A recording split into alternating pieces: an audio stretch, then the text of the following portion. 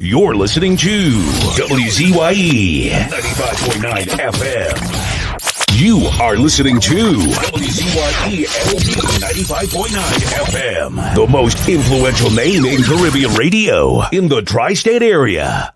Broadcasting from East Orange, New Jersey, the most influential name in Caribbean radio. WZYE 95.9 FM. Murder. Feeling the pain, we can't take the pressure. Pain, we crying. Somebody got to do something. Right now we really need a Messiah. Don't take me out and just take this dance. For everything at all, look, we try it all in vain. Rich or poor, black or white, we feeling this pain. Sentence, Belmont, Citrus, and Scarborough. Somebody gotta do something. Somebody gotta fix something. Somebody do something. Somebody gotta run something. Calm down.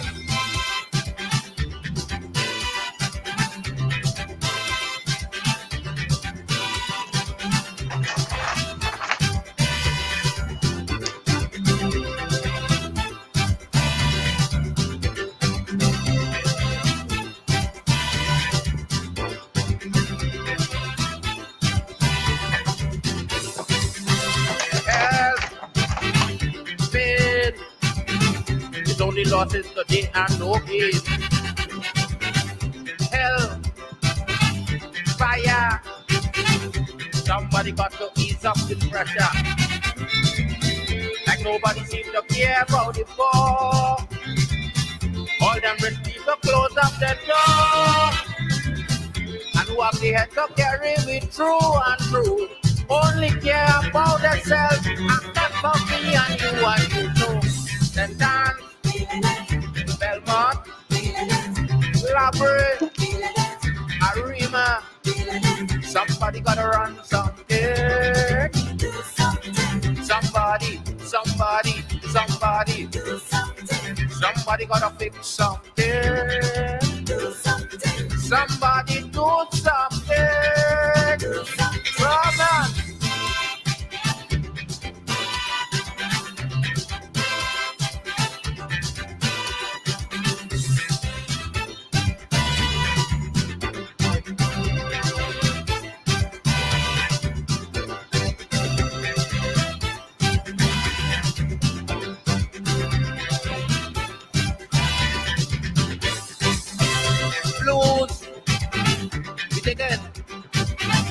Nobody seems to care about this suffering. Heartaches, we get it. Sometimes it makes me feel like revolting. This thing keep going on year after year. How much more could more people bear? Somebody got to put a hand to the wheel. But who don't care in the long run going to feel. Rio Claro, Enterprise, Sandy Grande, Sando. Somebody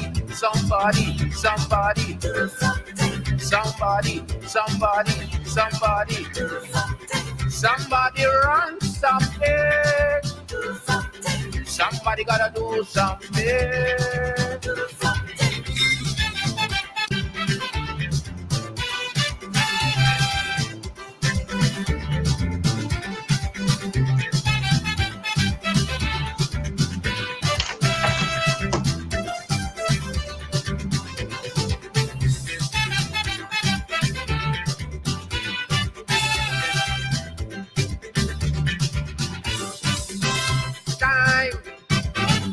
Running, we begging for help, but how we get it?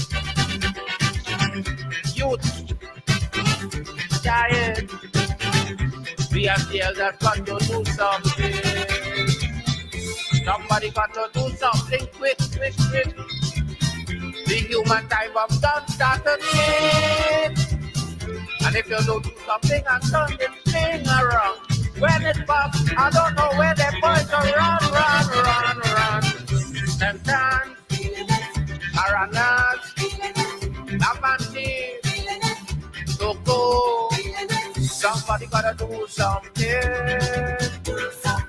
Somebody gotta run something. Somebody gotta do something. Somebody.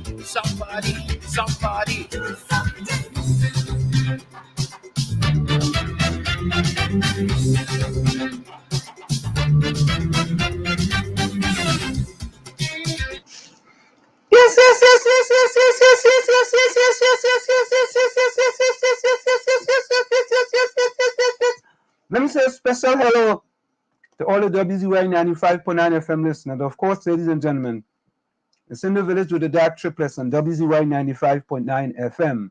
And of course, we come to you every Tuesday, Thursday, and Saturday from 7 to 10 p.m. And we kind of early tonight because we're expecting the PNM Council leader from Tobago to join us at about 7:10 p.m.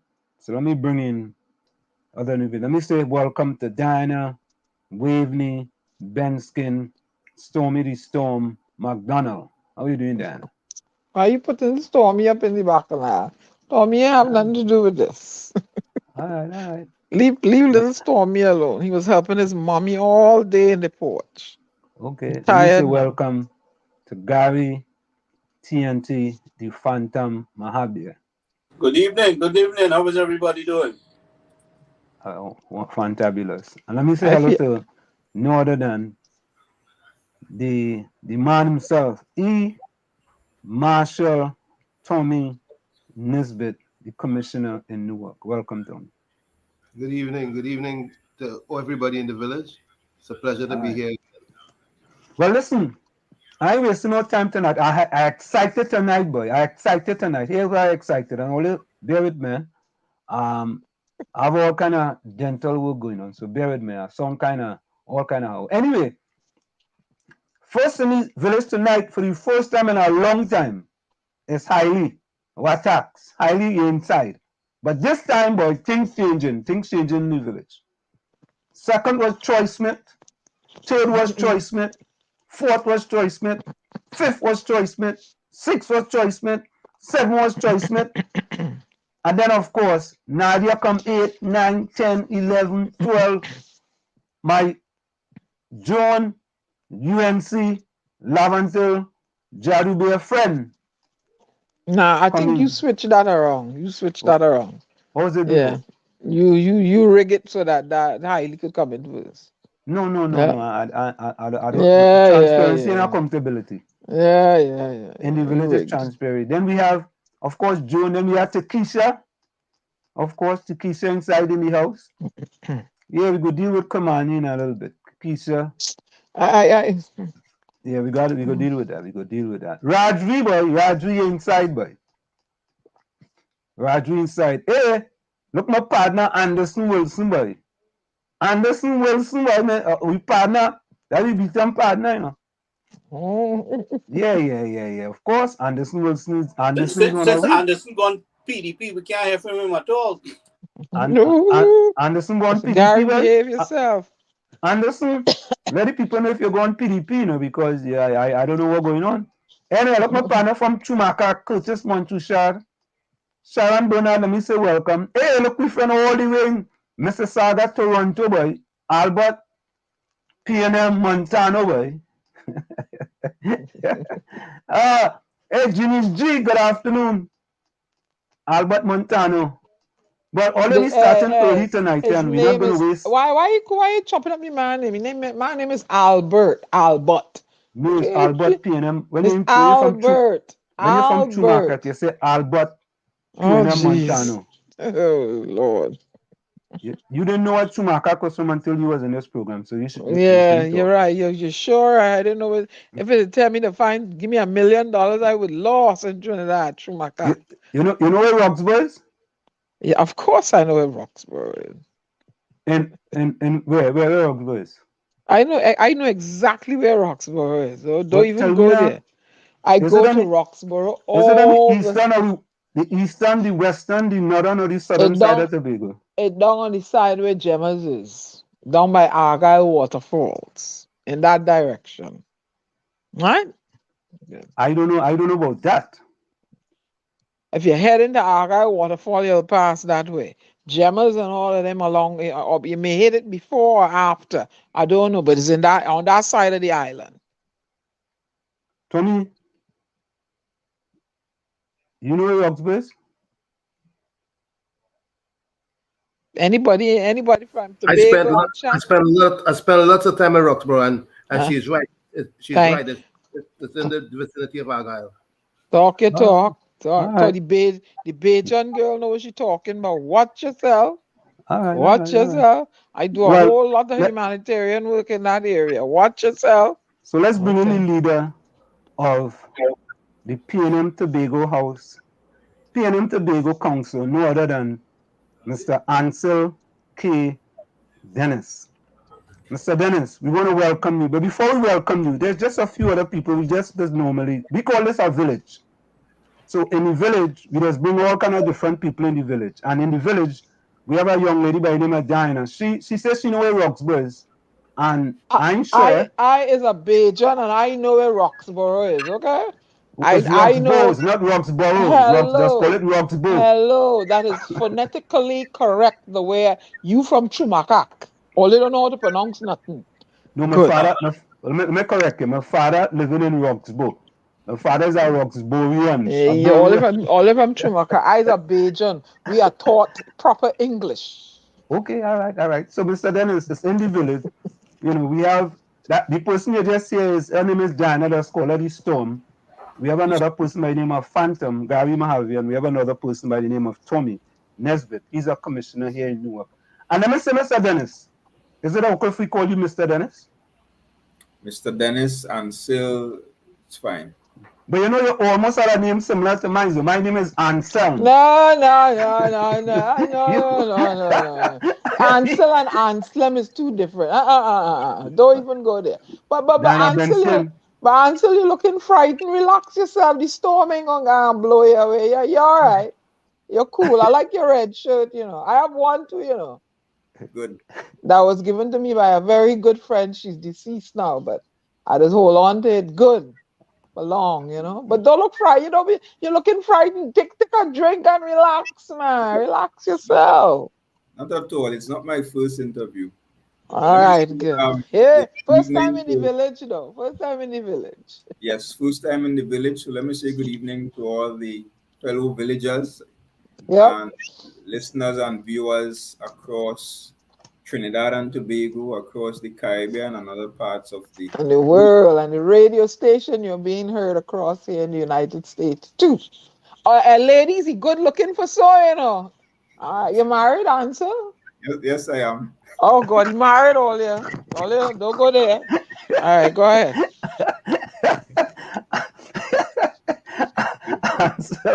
Answer. Don't worry there. She don't know about Tobago, so she's trying to make sure, she kind of, get in tune with it now. So Mr. Dennis, we want to welcome you here to WZYE 95.9 FM, and we appreciate you taking the time here in order to join us. And we know that you were newly elected as the PNM Tobago Council leader. So just talk to us a little bit about what can PNM Tobago expect from you as it relates to transforming the party there in Tobago? What can they expect from you as the new leader? Well, firstly, let me shout out all the PNM supporters, members. I know they are supporters of the PNM outside of Trinidad and Tobago. And of course, generally the listeners right here in Tobago who may be taking in this program, people from the diaspora, Tobagoans living across the United States and across other parts of the world, wherever you're taking this in from, good evening. Firstly, I bring a lot of experience to the leadership of the PNM in Tobago at this time. I entered the political arena in the year 2012.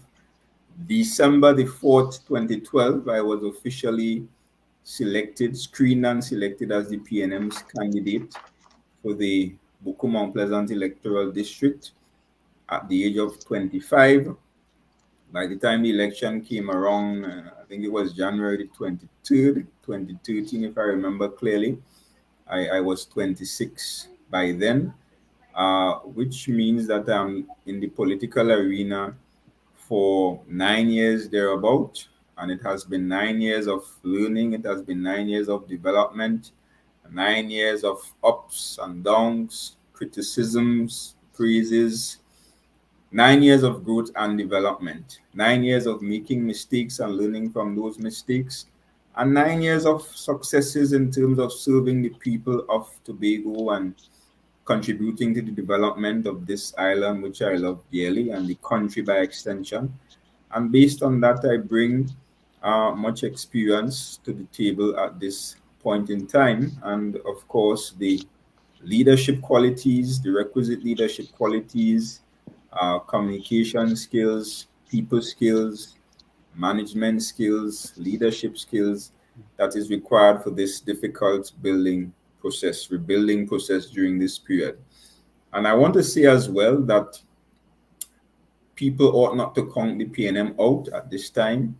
Yes, we may have lost the last Tobago House of Assembly elections 14-1, but the PNM as a political party, we are known for bouncing back from difficult circumstances. 1986, it was 33-3. We bounced back from that. In 2010, I think we were annihilated by the People's Partnership. 29-12, I think it was at that point in time. 5 years after that, we were back in office, and we are still in office today at the national level.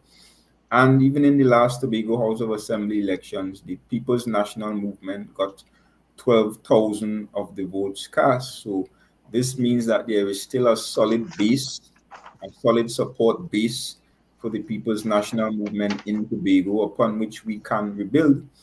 And I think thus far, based on what has been passing for leadership on the island from this new administration, the PDP administration, a number of Tobagonians are already disappointed and disillusioned. And therefore, the PNM ought not to be counted out at all.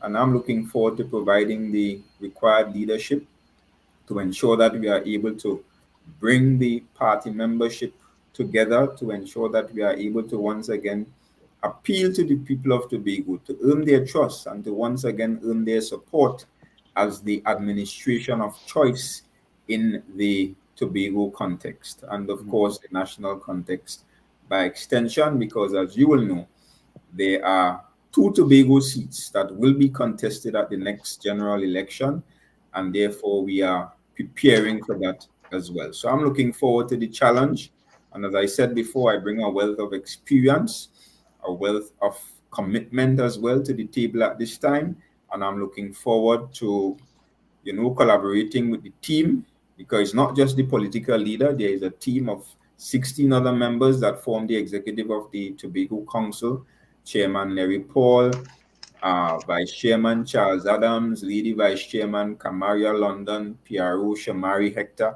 and several others, young individuals, experienced individuals as well.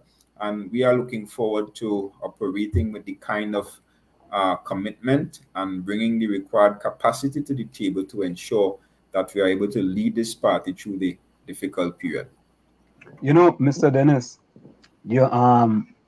I feel you have somebody watching my notes here, Is it that I answered most of your questions? Well, no, you didn't answer most of them, but you throw 2 questions, you throw 2 answers there in one question. So I was like looking at the next thing I was going to say, what's your strategy to engage the party groups and disgruntled members? So you kind of talk about disgruntled members. What about party groups? What's the strategy? What will be your strategy as far as engaging the party groups?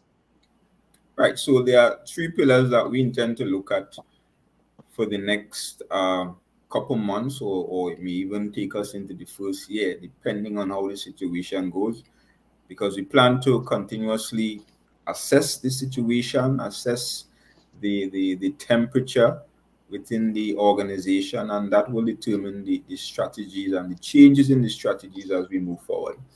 The first and possibly the most important pillar is really reconciliation. We understand and accept that one of the reasons we lost the elections is because a number of traditional PNM supporters, for various reasons, did not support the PNM. I am aware that there are PNM members that did not vote in the last Tobago House of Assembly elections. Of course, they could not bring themselves to going out to vote for another political party, but they simply withheld their vote. So we understand that for a number of reasons, people are disenchanted, people are not as energized as they used to be. And therefore, one of our primary focal points will be the issue of reconciliation, engaging in the necessary processes to get our disgruntled supporters back on board. I intend to reach across the aisle, and interestingly, within the PNM, I'm saying that there is a need to reach across the aisle, and there's a bit of history behind that because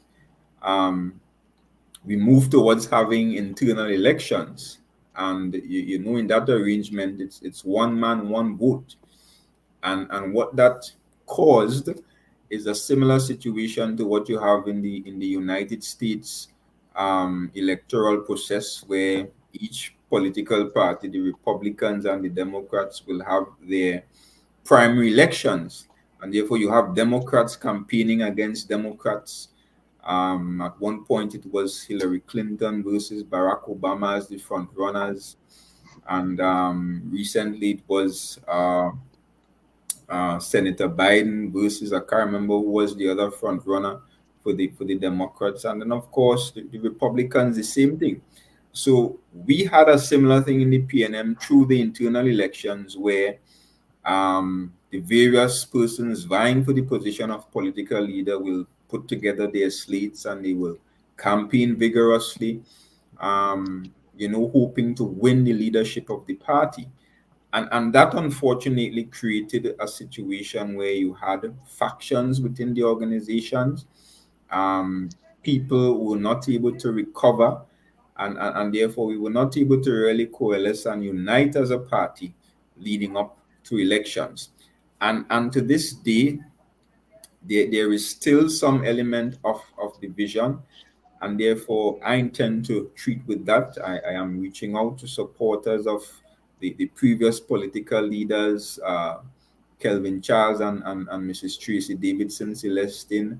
I am ensuring that every single member has an opportunity to contribute.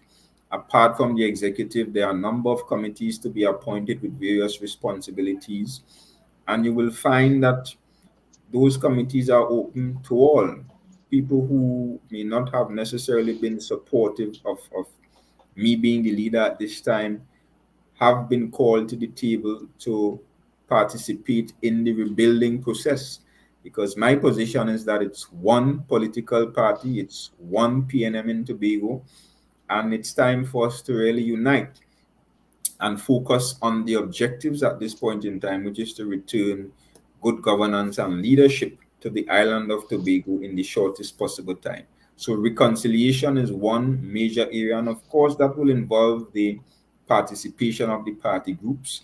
Very soon, the executive intends to engage in a number of meet your executive meetings, where of course the general membership of the party group members, grassroots supporters will have the opportunity to come and sit and talk to the leadership of the party. And this is important as we garner ideas and the views of our membership as we move forward with building the organization. This is also critical, even as we talk about treating with the party's platform going forward. So in terms of the reconciliation process, the party groups will be involved as far as possible. And of course, the hope is that we can reach each and every member, get all our supporters back on board. Those who may have deserted the PNM, we're asking them to come back home. We are also saying sorry to those who might have been slighted or offended by the political party. And all of that will be part of the reconciliation process. The other two key areas are consultations. It is required for us to talk to our members, and not only the members of the party, but generally the people of Tobago as we go forward. And this leads me to a point that I made earlier with respect to the party's platform. Now, traditionally in Trinidad and Tobago, with um, leading up to elections, you have what you call party manifestos, and most political seasons within the Tobago context, you will see a manifesto being formulated and placed into the public domain a few months before the election. And most times it's a short-term document. I'm not aware of any party putting out a manifesto before now that will treat with the development of the island of Tobago utilizing a long-term arrangement. So going forward as a party, we are going to be talking to our members and the people in Tobago generally as we move forward to rebuild the party's platform.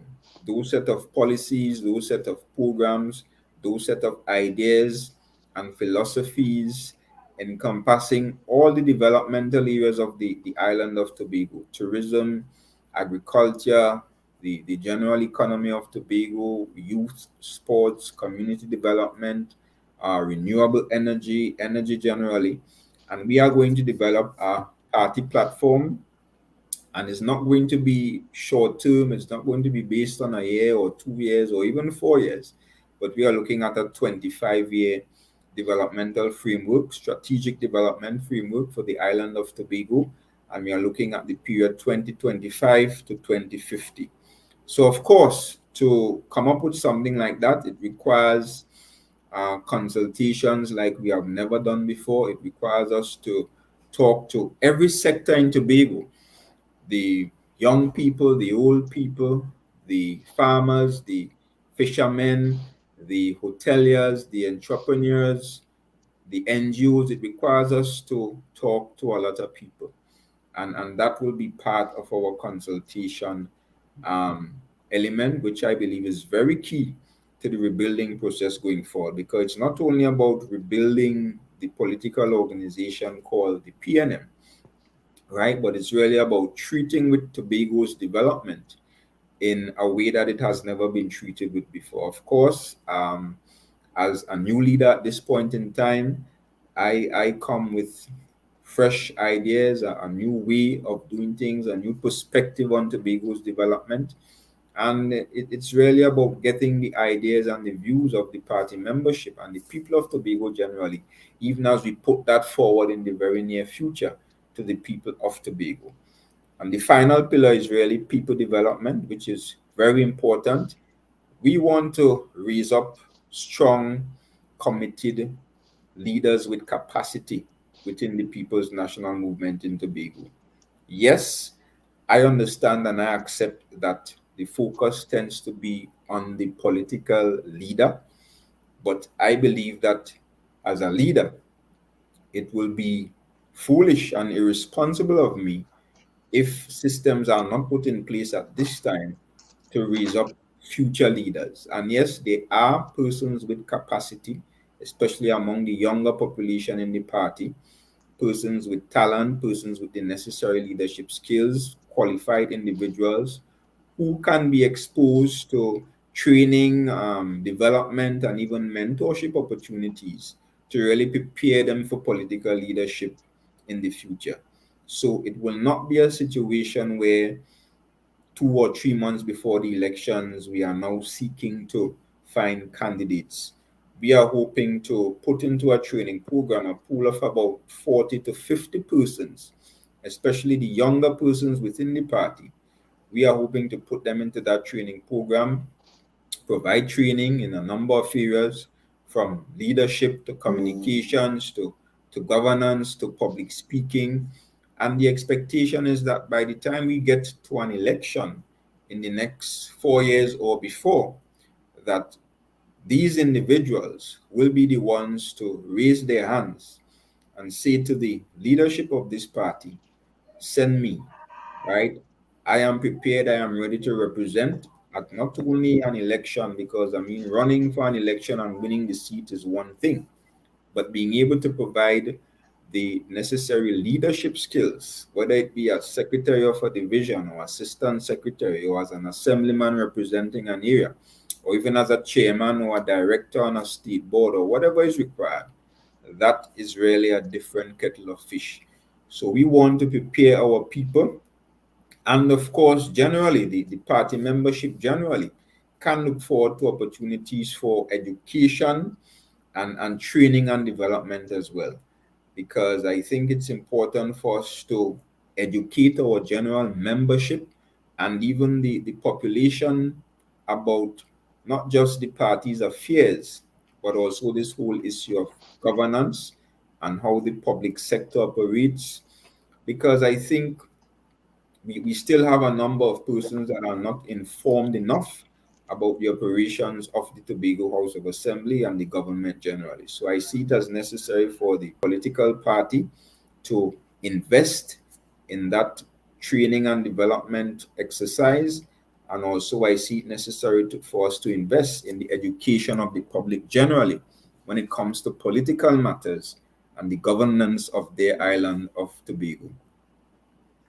So, Mr. Dennis, many people in Tobago felt that the Prime Minister of Trinidad and Tobago was a liability to the PNM Council of Tobago, and that's what caused a lot of people, in addition to other problems actually there in Tobago, but with the Prime Minister actually coming to Tobago and making certain pronouncements, certain Tobagonians were unhappy with that, and that was part of the cause why the PNM Tobago Council was defeated 14-1. What do you say? Well, the Prime Minister came to Tobago and he did two things. One is that he participated in the development of Tobago. And during that period, there was close collaboration between the Chief Secretary before me, Kelvin Charles, and the Prime Minister. And even during my time, there was close collaboration between myself and the Prime Minister. And for the first time in the history of Tobago, as far as I'm aware, of course, I was born in 1987, but for the first time, have we seen that kind of emphasis been placed on Tobago's development by any central government. And he participated in Tobago's development, and as a result of that participation, we now have, for example, in the Roxborough community alone, we have up there a new fire station, a new police station, a new hospital, the second hospital on the island of Tobago. Tobago is now in a position where we have more beds per capita than anywhere in the country. In addition to that, we saw emphasis being placed on the procurement of 2 new fast ferries to treat with the business of the people of Tobago. Of course, the inter-island ferry arrangements benefit both persons from the island of Trinidad and Tobago, but we must accept that it is the people of Tobago that are more reliant on that arrangement, right?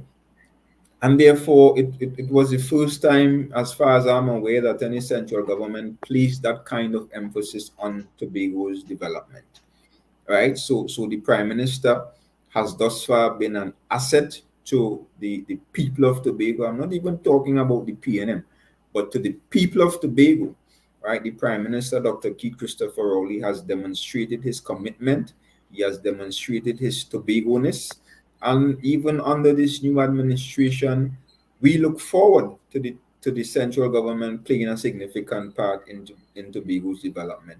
Because even while I was Chief Secretary, we had done a lot of groundwork moving towards the construction of a new marina, moving towards having further investment in the tourism sector through the attraction of new hotels to the Tobago space. The Marriott Hotel is one that is already ongoing.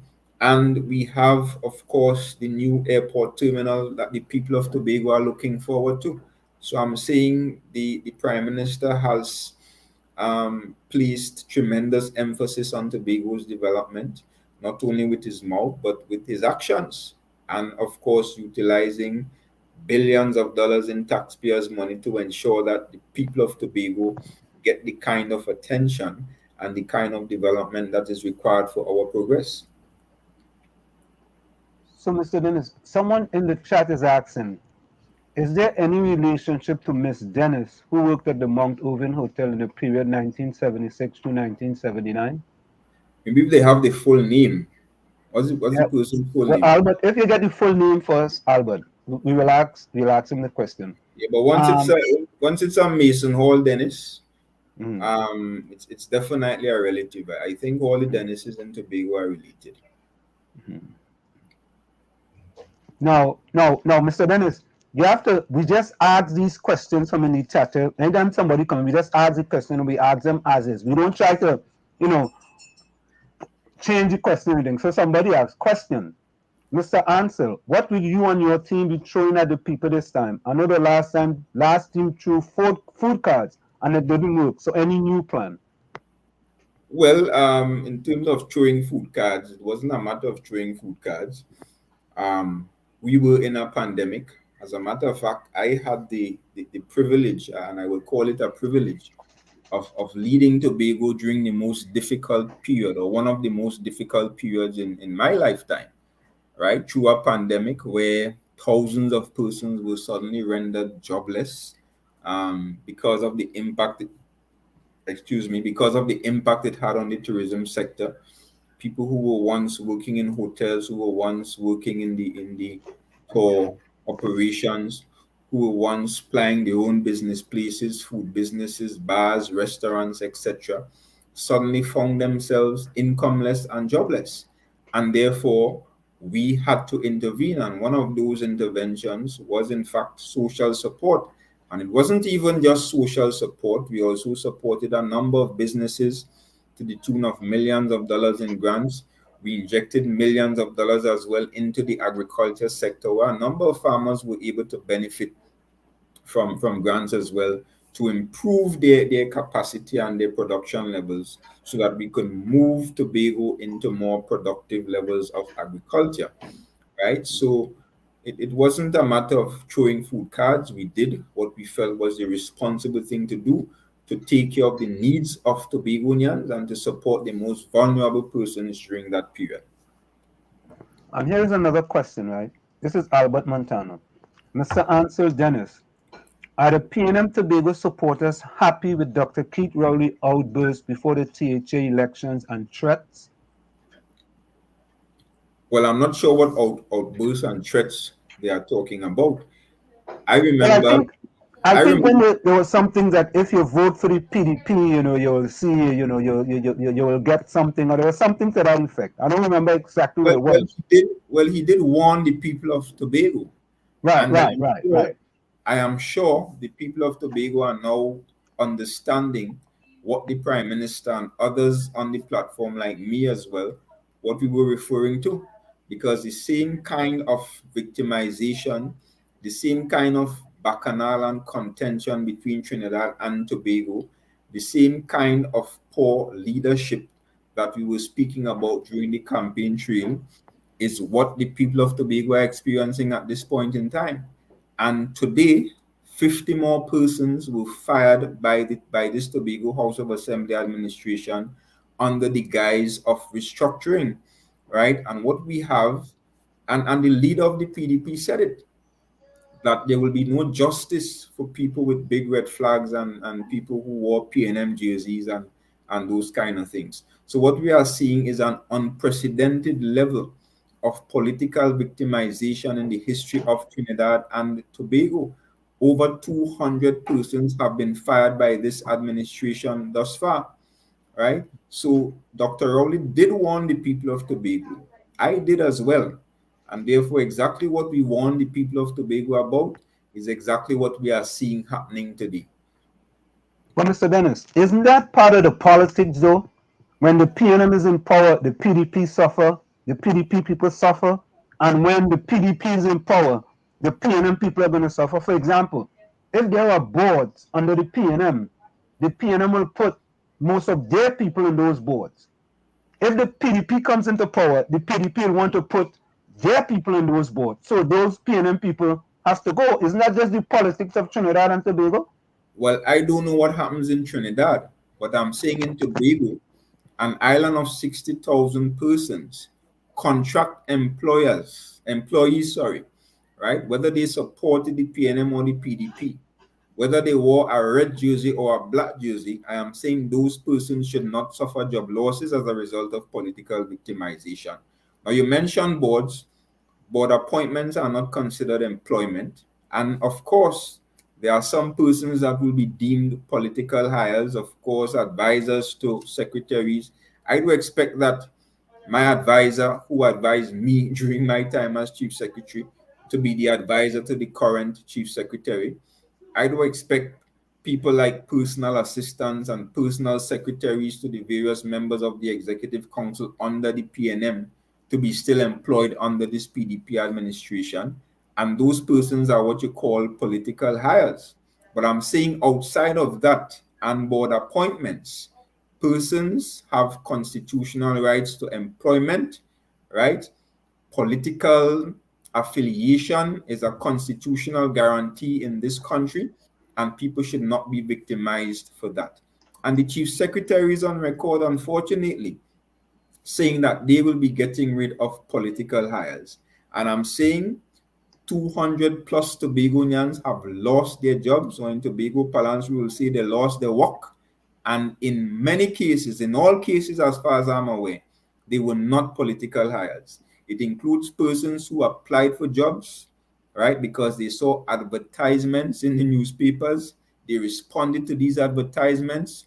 They were interviewed by public servants, right? They were selected as a result of the performance at those interviews, and they landed the jobs with the expectation that every Tobagonian has to serve the people of Tobago, to earn a living and an income, to advance their lives as every one of us as citizens of this country and as part of this world population. Everybody has that expectation, right? To earn a living and just live and enjoy the benefits of what life has to offer, right? And I'm saying those individuals as well, right, were politically lynched by this administration. So it has nothing to do with board appointments or persons employed personally to the various office holders during my time.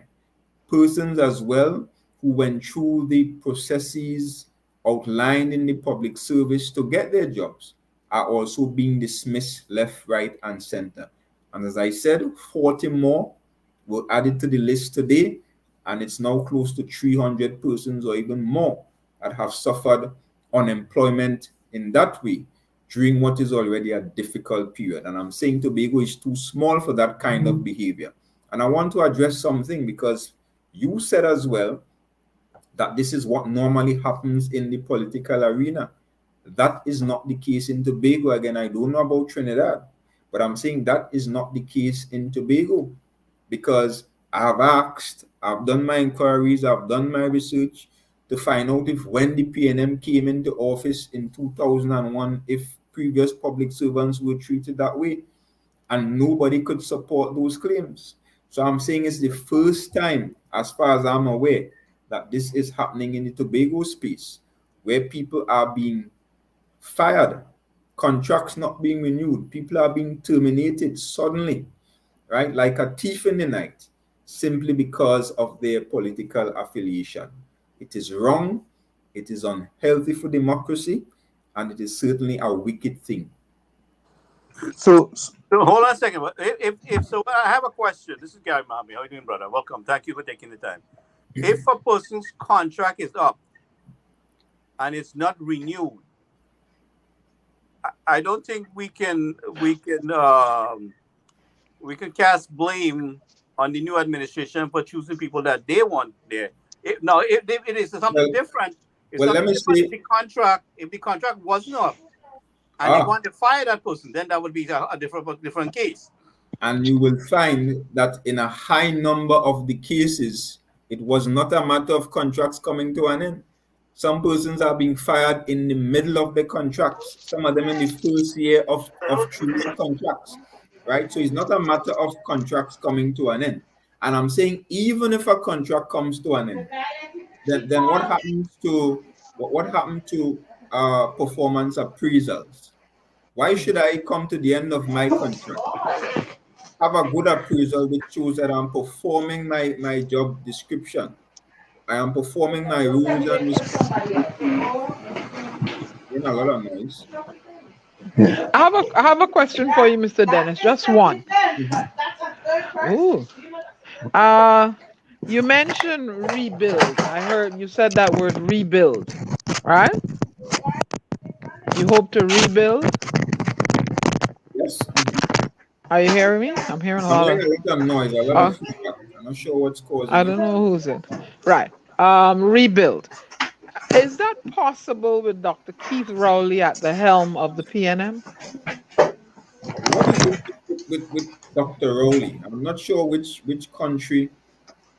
I'm not sure how in tune you all are with what is happening in Trinidad and Tobago, because it's the same Dr. There's Rowley. a lot of noise, Anselm, or somebody's making It a might lot be of. Tommy. It could be Tommy. Tommy, you need to mute your phone. Somebody's movement, a lot of noise. I've been Okay. muted the whole show. It's got to be Anselm then. So I think it's better now. Right, but this is the same Dr. Rowley who led the PNM in 2015 and became Prime Minister of Trinidad and Tobago. This is the same Dr. Rowley that was re-elected again in August of 2020 and once again became Prime Minister of Tobago for another 5 years. Right, this is the same Dr. Rowley who led this country through one of its darkest hours. It's probably the darkest hour since the coup of 1990, right, through this pandemic, where tough decisions were made, where good, strong leadership decisions, tough decisions, by the way, had to be made to ensure that we were able to preserve lives and livelihoods within this Trinidad and Tobago country, right? So, of course, Dr. Keith Rowley continues to be one of the better leaders in the Caribbean. He continues to provide the requisite leadership to this country, and he continues to be the political leader of the People's National Movement.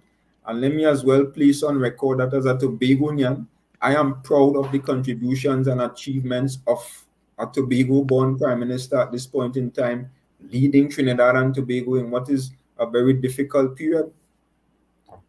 So you are proud. You are in agreement with him with the Paul. I will always respect him and the party, individuals representing any leadership. Right, that is who I am. But I can disagree with your policies. Any policies. Of course. And how I got involved with this more deeply with my birth country is when the borders were closed and citizens were locked out, and they suffered emotional distress, lost their jobs, lost their homes, lost their work, and they were homeless. And persons like myself had to pick up the slack to take care of these people and try and get them back home. I didn't agree with Dr. Rowley's policy to lock citizens out of their country. I believe it could have been handled better than that. Mm-hmm. And that is going to, I believe that is going to be a stain on the PNM's record. Now you look at the crime situation going out of control right now. The mishandling of the police lists, the merit lists, and a whole lot of stuff is on his legacy. So how do you rebuild against the backdrop of all these things? And I've never voted in my homeland because I left there as a young lass. Now I want to get back my ID card to come and vote, and I'd like somebody to convince me why I should vote for PNM if I get a chance to vote. Because all of what I see going on, it leaves a bitter taste in my mouth, Mr. Dennis. How do you fix that? How do you fix that bitter taste? Well, it may leave a bitter taste in your mouth. And at the end of the day, my responsibility is not to get every single individual to support me or Dr. Rowley or the PNM. People have a democratic choice to make. And if you look at the options available and you think Kamlan, the UNC is a better option, then so be it. But what I'm prepared to do is to, of course, explain some of the policy decisions. And I don't want to get too much into discussions about national policy decisions because I'm here to treat with Tobago PNM's business. But what I'm prepared to do is to explain some of the policy decisions and at the same time tell you about some of the successes and achievements of the People's National Movement, both in Tobago and Trinidad, that sets us miles ahead of our opponents and the other options. Now, you mentioned persons being locked out of the country. Now, of course, that was very unfortunate. But as I said before, tough decisions had to be made, decisions which I support, and I'm sure the majority of the citizens of this country supported, to ensure that we were able to protect the overall interest of Trinidad and Tobago. Because we saw in other countries, right there in America, where healthcare systems were being overwhelmed, where persons were dying. I saw pictures, and I think sometimes we need to be reminded of what the early part of the pandemic was like, because I saw pictures and videos of certain places in not only the United States but also in Europe where good, sound, first world healthcare systems were being overwhelmed and overrun by this virus. I saw in some videos where lines of freezer trucks were parked outside to store bodies simply because the morgues and stuff could not accommodate the number of bodies. But Mr. Dennis, so if you all saw that, not to cross you, if you all saw that, wouldn't it wouldn't it be wise then to extract citizens from danger zones and bring them home? Right. So I'm saying a decision had to be made to close the borders to protect the rest of the population from infection from this virus. And Trinidad and Tobago was not the only country that took such a decision. Several countries, I think New Zealand, as a matter of fact, only just reopened their borders. And there was a situation where a number of their citizens were locked out as well. So again, tough decisions had to be made to protect the interests, the overall interests of Trinidad and Tobago. And apart from people who were locked out of the country because of the border closure, we also had persons in this country who lost their jobs because of decisions taken to restrict movement and to close food establishments and that sort of thing. So a number of business persons were affected. A number of businesses were closed. A number of them were closed down, as a matter of fact, not just closed, right? But again, decisions had to be made to ensure that we protect the overall interest of Trinidad and Tobago, to avoid a situation where our healthcare system would have been overrun, resulting in a situation where thousands of persons, right, would have died as a result of this pandemic. So when I compare the leadership provided by our Prime Minister in Trinidad and Tobago to the leadership provided in other places, I am saying Trinidad and Tobago was fortunate and still is fortunate to have Dr. Keith Christopher Rowley as its Prime Minister, right? Because a lot of people knew what exactly needed to be done. A lot of leaders knew exactly what needed to be done, and I'm talking about leaders across the world, but they simply did not have the courage to do it. And as a result, a number of lives were lost unnecessarily. And I think I can safely say that the same cannot be said about Trinidad and Tobago. But do you know, Mr. Dennis, the Prime Minister of Barbados, the Honorable Mia Mockley, was the saving grace. She took in Trinbagonian citizens who were stranded and managed her population too. And she didn't have a massive spike and overwhelm the healthcare system. So I tend to differ on disagree with you on the policies there. Respectfully. But I was hurt when I heard that, And that's fine. Some countries did not even encourage mask wearing. The US had a president once upon a time that did not even support a simple thing as wearing masks. So I can understand the differences in policies and the differences in ideologies as to how we should have treated the pandemic. And on top of it, there was no the proper social network system to capture those that lost their jobs and, fell ill and could not return to work. Again, I beg to differ, because I was right here in Trinidad and Tobago when our healthcare workers, right, placed themselves on the line, place their own selves at risk by giving human service during this period. And not only the healthcare workers, our police officers, our social workers, right? The government have to find millions of dollars to ensure that we give the necessary salary relief grant, that we give the necessary support to businesses, etc., just to ensure that we were able to survive this difficult period. And the same was in the Tobago context during my time as Chief Secretary.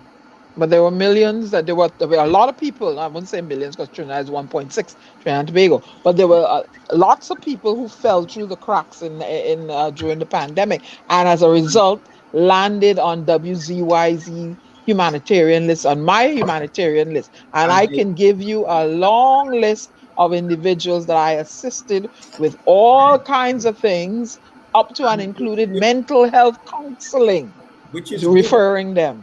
Which is because they can't get it in Trinidad. Right now, there's a person needing help for their back, and they don't know where to go to find out what's going on with their back because of the healthcare. How does the PNM?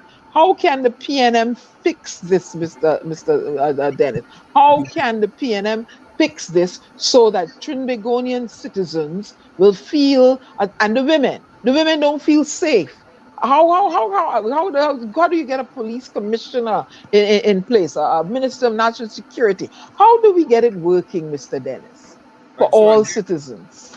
Again, you're getting involved into a lot of national policy, which I'm not here to discuss. Okay. Right? My reason for being here. But your boss is the man in charge. Dana, let's stay on Tobago, right? Let's stay on Tobago because let me finish. My reason for being here was to treat with matters concerning Tobago and the Tobago Council of the PNM.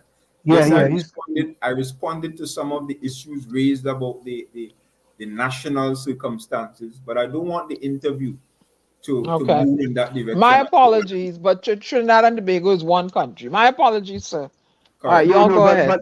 But we did say that we were going to talk with respect to Tobago as with respect to Trinidad. So I think just to keep it the way we said we were going to do it, let's keep it with respect to Tobago. But Mr. Dennis, there was another question from the chat, right? And I think this is kind of important, right? Because prior to the last election, I invited Tracy Celestine Davidson. Is it Tracy? Davidson Celestine. Right, Davidson Celestine to the program, and she refused, right? That's when she was the head, right? And some people are saying now I invited you, and we appreciate you coming on the program. But why is it when PNM people is in power and you invite them to certain programs, they don't want to go on certain programs? They only want to go on programs that's considered to be PNM programs. And they don't want to go on programs that they consider to be non-PNM programs. And even though that program may have people who support the PNM. Why is that? Well, as far as I'm aware, all our leaders in the PNM attend programs on a number of networks. Mr. Dennis, I don't know. I've seen our former political leader appear on every single network in Trinidad and Tobago, from TV6, CNC3, all of them, all the radio stations, even Radio Tambourine, all of them, right? So I'm not sure that is a true assessment. Now, I'm not sure of the circumstances of her not appearing on your program as you are alleging here, and I'm really not in a position to answer for the goodly lady. Top it go, Ancil. Top it go. And that's fine. So just I can speak to me. I can speak to me. I'm here. No, and we appreciate that. Just stay with us for a few more minutes, Mr. Dennis. We're going to go for a quick station identification and we'll be right back. Of course, folks, we have with us in the village tonight, the PNM Tobago Council leader, Mr. Ancil Dennis. And he's talking to us about certain things that's going on in Tobago. And we have just a few more questions for him on what's going on in Tobago. So you're listening to WZYE 95.9 FM. You are listening to WZYE 95.9 FM, the most influential name in Caribbean radio in the tri-state area. Broadcasting from East Orange, New Jersey, the most influential name in Caribbean radio, WZYE 95.9 FM. So, Mr. Dennis, thank you so much. Now, quick question with respect to the Tobago, right? What are the PNM Tobago plans to retain the 2 Tobago seats in the Parliament of Trinidad and Tobago? Well, I just spoke to a number of areas that the party will focus on, so I will not repeat that. Okay, And cool. of course, the PNM continues to remain in government at the national level, and the party will continue to provide the kind of leadership and the kind of governance to this country. During this period, of course, it has been a difficult period, and I did speak quite extensively about what I consider to be excellent leadership provided by the current Prime Minister. So I think based on that and based on the contributions and the continued work of the 2 Tobago MPs at this time, Mrs. Ayana Webster and Ms. Shamfa Kojo, the expectation is that we will do what is required, and the People's National Movement will not only retain the 2 Tobago seats, but we will also retain the governance of Trinidad and Tobago for all of our sake. Now, recently, right, Mr. Farley Chavez Augustine said that the present Tobago House of Assembly has debts of close to $1 billion. As former Chief Secretary and new PNM to Council leader, can you shed light on this? Which government that you know doesn't operate with some level of debt? Well, $1 billion left in debt. 1 billion. The current government of Trinidad and Tobago, and it has been so over the years, is carrying over $100 billion in debt. You're in the United States now, right? Mm-hmm. Yeah. The United States government carries debt, deficit budgets, especially during periods where they had the wars happening and that kind of stuff. No government operates without debt. As a matter of fact, right, you are going to have to incur some level of debt in order to carry on with the business of the government, right? In government, you don't necessarily always spend what you have available through taxation. And in the context of Tobago, right, we don't collect taxes, of course. Well, we collect the taxes, but not directly. The taxes go back to the national treasury.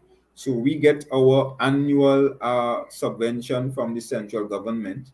And I want to say to you, if you did not know, that the development budget for Tobago is usually between $300 to $350 million annually. And that money is not sufficient to even pave all the roads in Tobago, right? So if you are to spend on your development program within $300 to $350 million, then you will not get much done, right? So of course you have to incur some debt. And if the plan of the current Chief Secretary is to restrict development expenditure to $300 million or whatever the central government gives him, then I wish him luck. Because as far as I'm aware, you must incur some level of debt. You are going to have to engage some goods and services and pay for them later on. As a matter of fact, it is simply how the public service operates. Yes, I will admit that sometimes we take too long to issue payments to our suppliers. But that is the reality. At any given point in time, you are going to require goods and services from service providers and contractors, etc., that you will not be able to pay for at this specific point in time. But the expectation is that you manage the debt over a period, just as the government is expected to pay its loans, any government across the world. The Tobago House of Assembly was able to raise bond financing to the tune of $300 million recently, which was the first time we were given such an approval by this PNM government in Trinidad to be able to raise additional funding to treat with our development needs.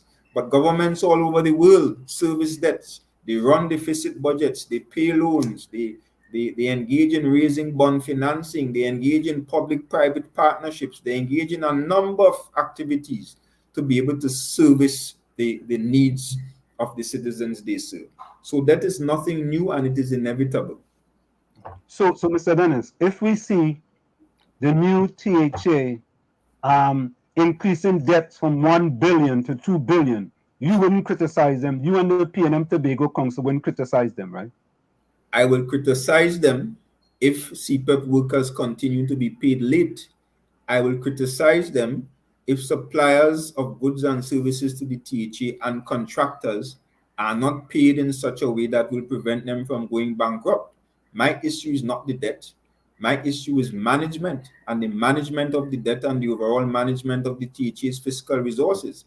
Because incurring the debt is one thing, but being able to manage it in such a way that you're able to pay your salaries on time, maintain all your commitments on the recurrent side of things, and also on the development side, you're able to maintain the existing infrastructure, engage in new projects like your bridges, I see they want to do this whole new city of Scarborough that is going to cost billions of dollars.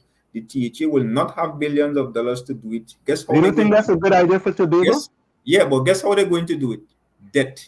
That is exactly how it. That's exactly how it can and will be done. Are you guys hearing me?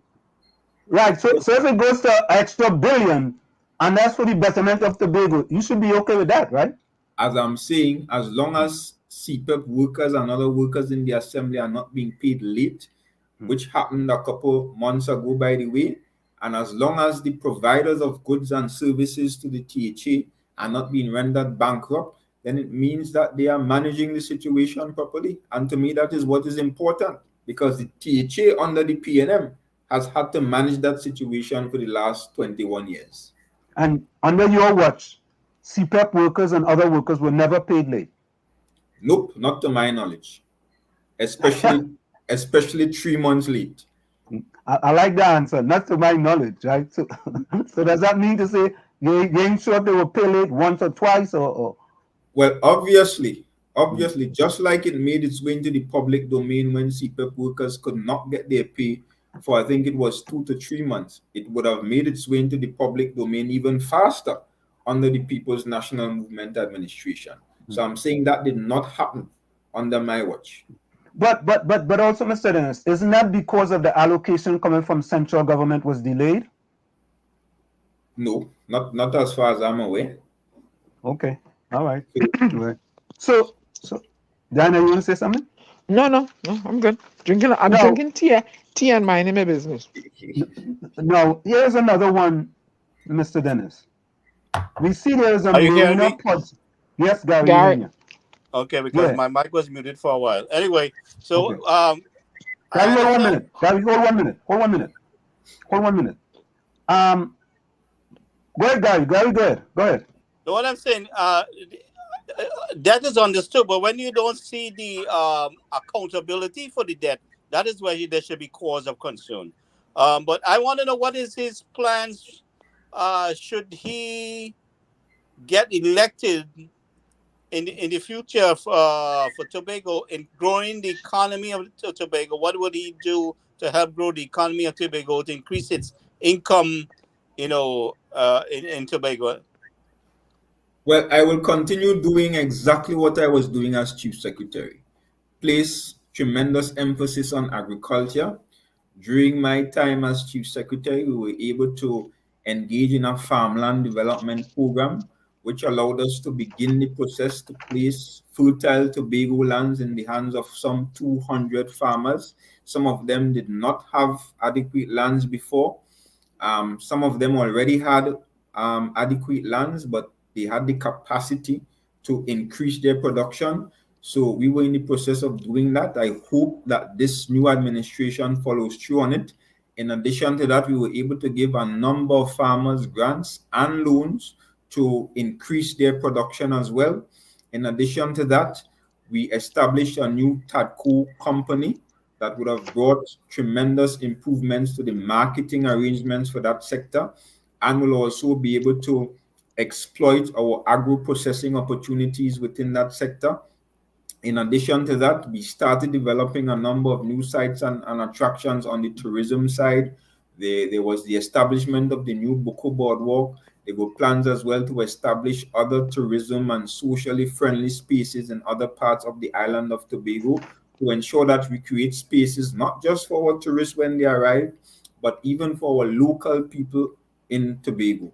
In addition to that, the focus also was on attracting further investment in the tourism sector. So we were well on the way to getting a couple more hotels on the island, the much needed marina, the airport project was also on the way, and therefore we were putting things in place to treat with the tourism sector in a meaningful way. During my time as well, we started a very important project which has to do with a customer service training program for the tourism sector, and that program will involve, well, I'm hoping the new administration continues the program because we started it, but the intention was to provide customer service training program to taxi operators, hotel workers, every single element of the tourism sector, tour operators, etc., because we saw the need to increase, right, the level of customer service on the island of Tobago. So in future, if I am elected once again as an assemblyman and as the chief secretary of the Tobago House of Assembly, those plans will continue to ensure that we place significant emphasis on Tobago's tourism and agriculture sector. Tobago autonomy is another very important issue that I hope to bring to a close at some point. And also, overall, I think there are other opportunities for Tobago to tap into in terms of its economic development. Clean, renewable energy is one area, and we were seriously considering moving Tobago in that direction with the hope of, in the very near future, being able to brand Tobago as a green destination. So those are just some of the things. As I said, as Chief Secretary, I started it, and I will have the same posture if elected as Chief Secretary in the future. So a lot of these were your ideas, basically. Yeah. Okay, so one of the things that we are happy to see, and I was calling for, the direct flights from JFK into Tobago. Yes, yes. But what we need, whether it's PDP, that those discussions started under the PNM. Well, I've been quite a bit of noise for a long while about it too. So maybe somebody heard. I don't know. I like to fly to ANR. I don't like to go to Piarco. The people at Piarco are manly. When you go to Tobago, you feel like the people want you there, and you're coming. And how and customs. Customer service at Piarco. I don't like going there at all. I just come to Tobago and I feel relatively safe. I just want to hang out around by that bar around by the airport there and dance on the pavement. I just take a tour in hand stores. I just eat at Gemma's, pass through Roxborough. I just have a good time. I just go by Ancil's father's bar and dance up and things. I just feel really safe and nice in Tobago. I don't like Trinidad. Sorry. So you were speaking about the customer service, so we wanted to see that also in the immigration and customs area. Yes, if I'm not mistaken, those were included. Because the treatment that we face in Trinidad is not nice at all. We are treated like we shouldn't come home. Yeah. This is something. What you coming here for? How long you gonna be? Who you going by? And when I want to change US, what you changing all this US for? And you change all this money over 10 years. What is the source of this money? And a whole heap of bacchanal. I have to pay my people for the guest house I'm staying at, and they usually ask me for US. I'd rather come to Tobago. And as long as they keep that direct flight, Trinidad can see the back of my head. I come in straight to Tobago. I love me some Tobago. I go out on the nylon pool. Tobago needs to develop a little more. I go to where the guy bakes the bread in the dirt oven. It's a lovely island. A little more infrastructural development where you should have transportation for those women who work late at nights to make sure they get home in those rural areas. I'm very concerned about that.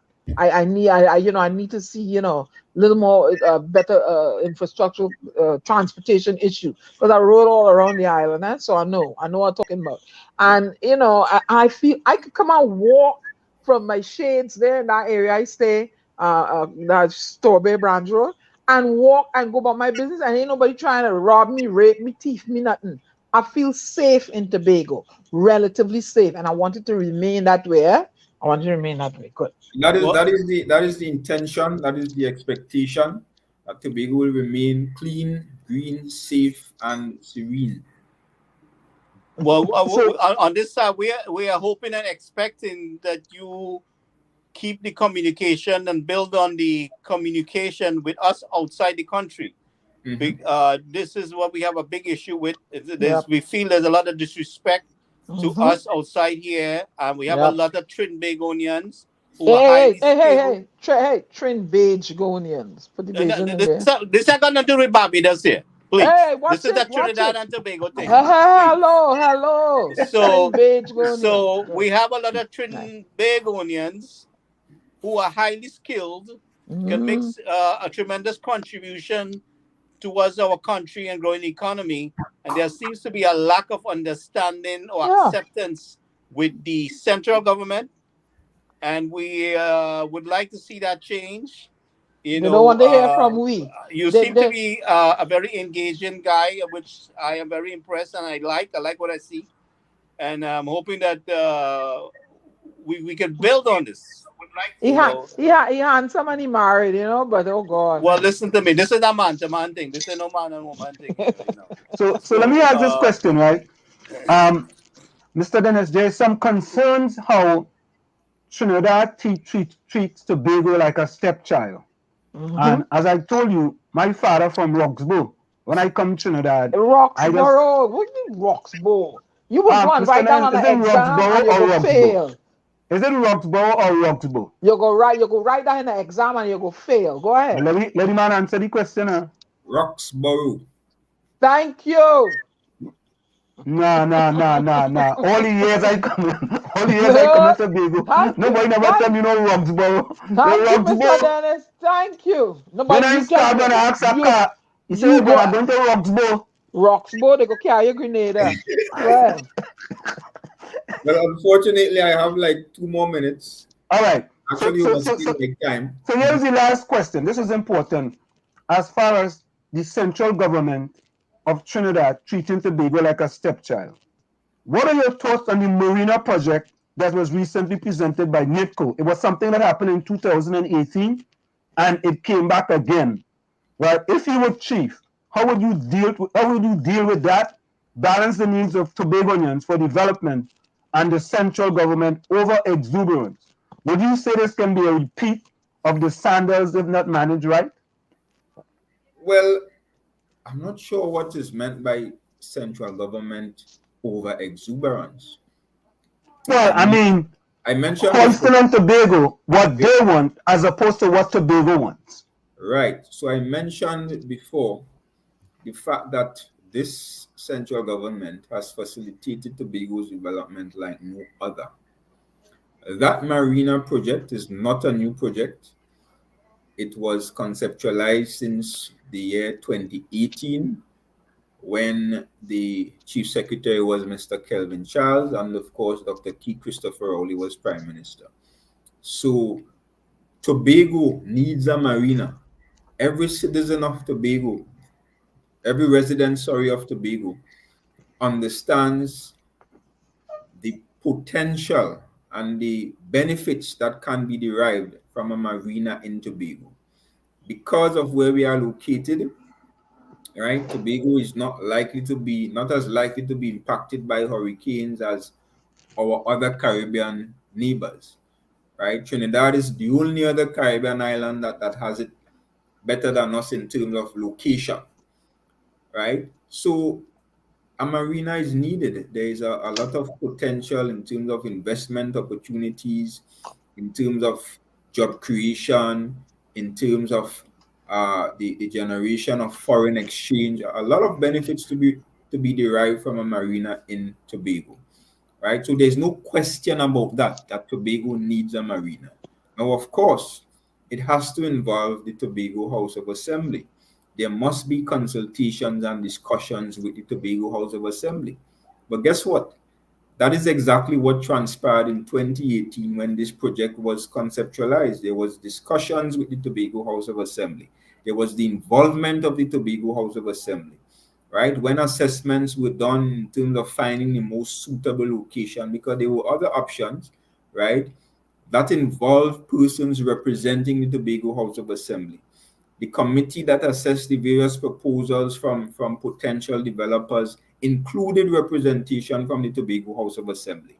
So it's not a new project, right? This project has been on the cards since 2018. As a matter of fact, there were some stumbling blocks along the way, as far as I'm aware, because of the pandemic. And maybe if it wasn't for the pandemic, Tobago would have had its first marina by now. So I think that the posture of the current chief secretary is very dangerous, right? There is absolutely no need to fight with the central government. The prime minister is Tobagonian, and as far as I'm concerned, based on what I've seen in the public domain, they have been very respectful of the Tobago House of Assembly thus far, right? They have come to Tobago, they have met with the entire new administration of the THA. I've seen the various ministers coming to Tobago, meeting with the various secretaries, discussing plans, discussing ideas, in some circumstances where they don't even need to, right? So there has been that level of collaboration. There has been that level of respect given to the THA, and therefore I see no need for any posturing. I see no need for any bacchanal. I see no need for any fighting between the THA and the central government, right? All that is required is communication. I saw, unfortunately, the chief secretary jumping to Facebook, giving the impression that Nico just got up one morning and decided to put a marina in Tobago when that was not the case. Had he done his investigations, had he picked up the phone and called somebody in the THA, maybe the chief administrator, or maybe somebody in Trinidad, the prime minister himself, he would have discovered or understood that it certainly was not a new project, right? And therefore, what we have is really the continuation of an existing project, right? And I'm sure that once people can come together and discuss, whether via the phone or meetings and that kind of stuff, then at the end of the day, we will understand that Tobago needs that kind of investment at this point in time, and I hope that it will be achieved in short order. Just Mr. Dennis, before you go, last thing before you go. Does George Jack support your leadership for the PNM Tobago Council? Yes. He supports you. Wonderful. Mr. Dennis, I could tell you something, and I don't mean it any disrespect. Mm-hmm. You are a likable young chap, right? And you speak well, and it looks like you have a lot of great ideas. I could give some advice from a Bajan girl. Sure. Go and join the PDP.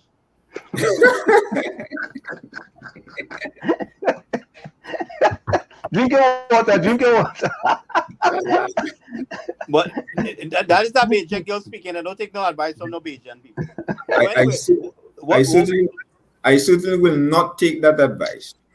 She has to be a Trinidadian to advise you. She cannot. Mr. Dennis, I'm also an award-winning poet. I don't rub that in people's face. I just feel the pulse of things. An award-winning poet. Join the PDP now. Oh, I'm begging, yeah? Join the PDP. Absolutely not. All right. I really remember you tell me absolutely not. We go when I come to Tobago, me and you gonna have a conversation. But anyway, go ahead.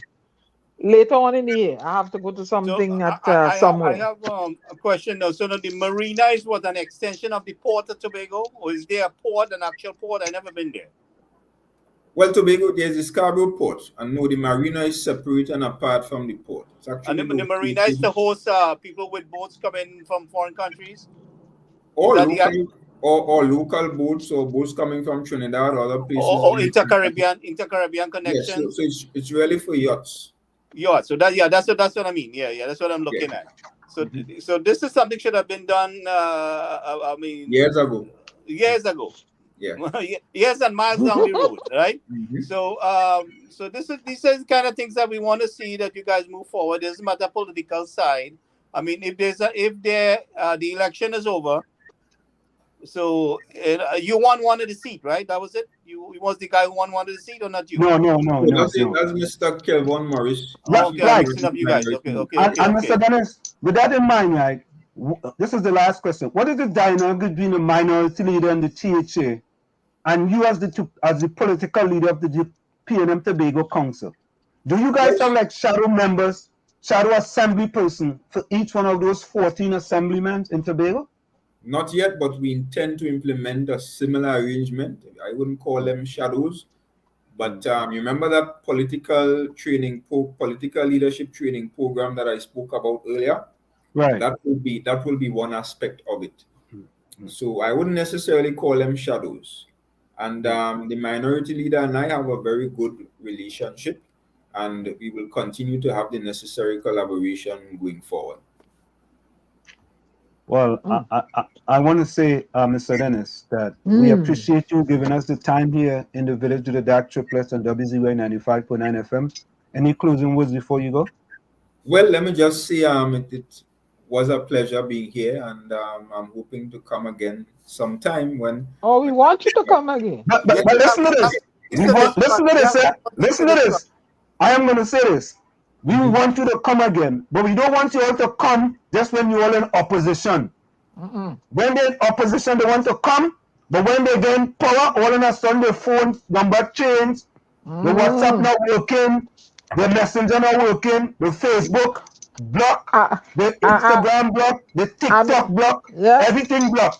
Right? So you want to give us your word, Mr. Dennis? Yep. That if anything should ever change, you will come back in the village without a problem. Definitely. And I want you to talk to the leader, Dr. Keith Christopher Rowley. Tell him that the Bajan girl, the Storm, personally invites him to come into the village. You want to have a dialogue with him. And nobody ain't disrespecting him when I at this helm. They know that in the chat. Because I just beat with Cokie Broom.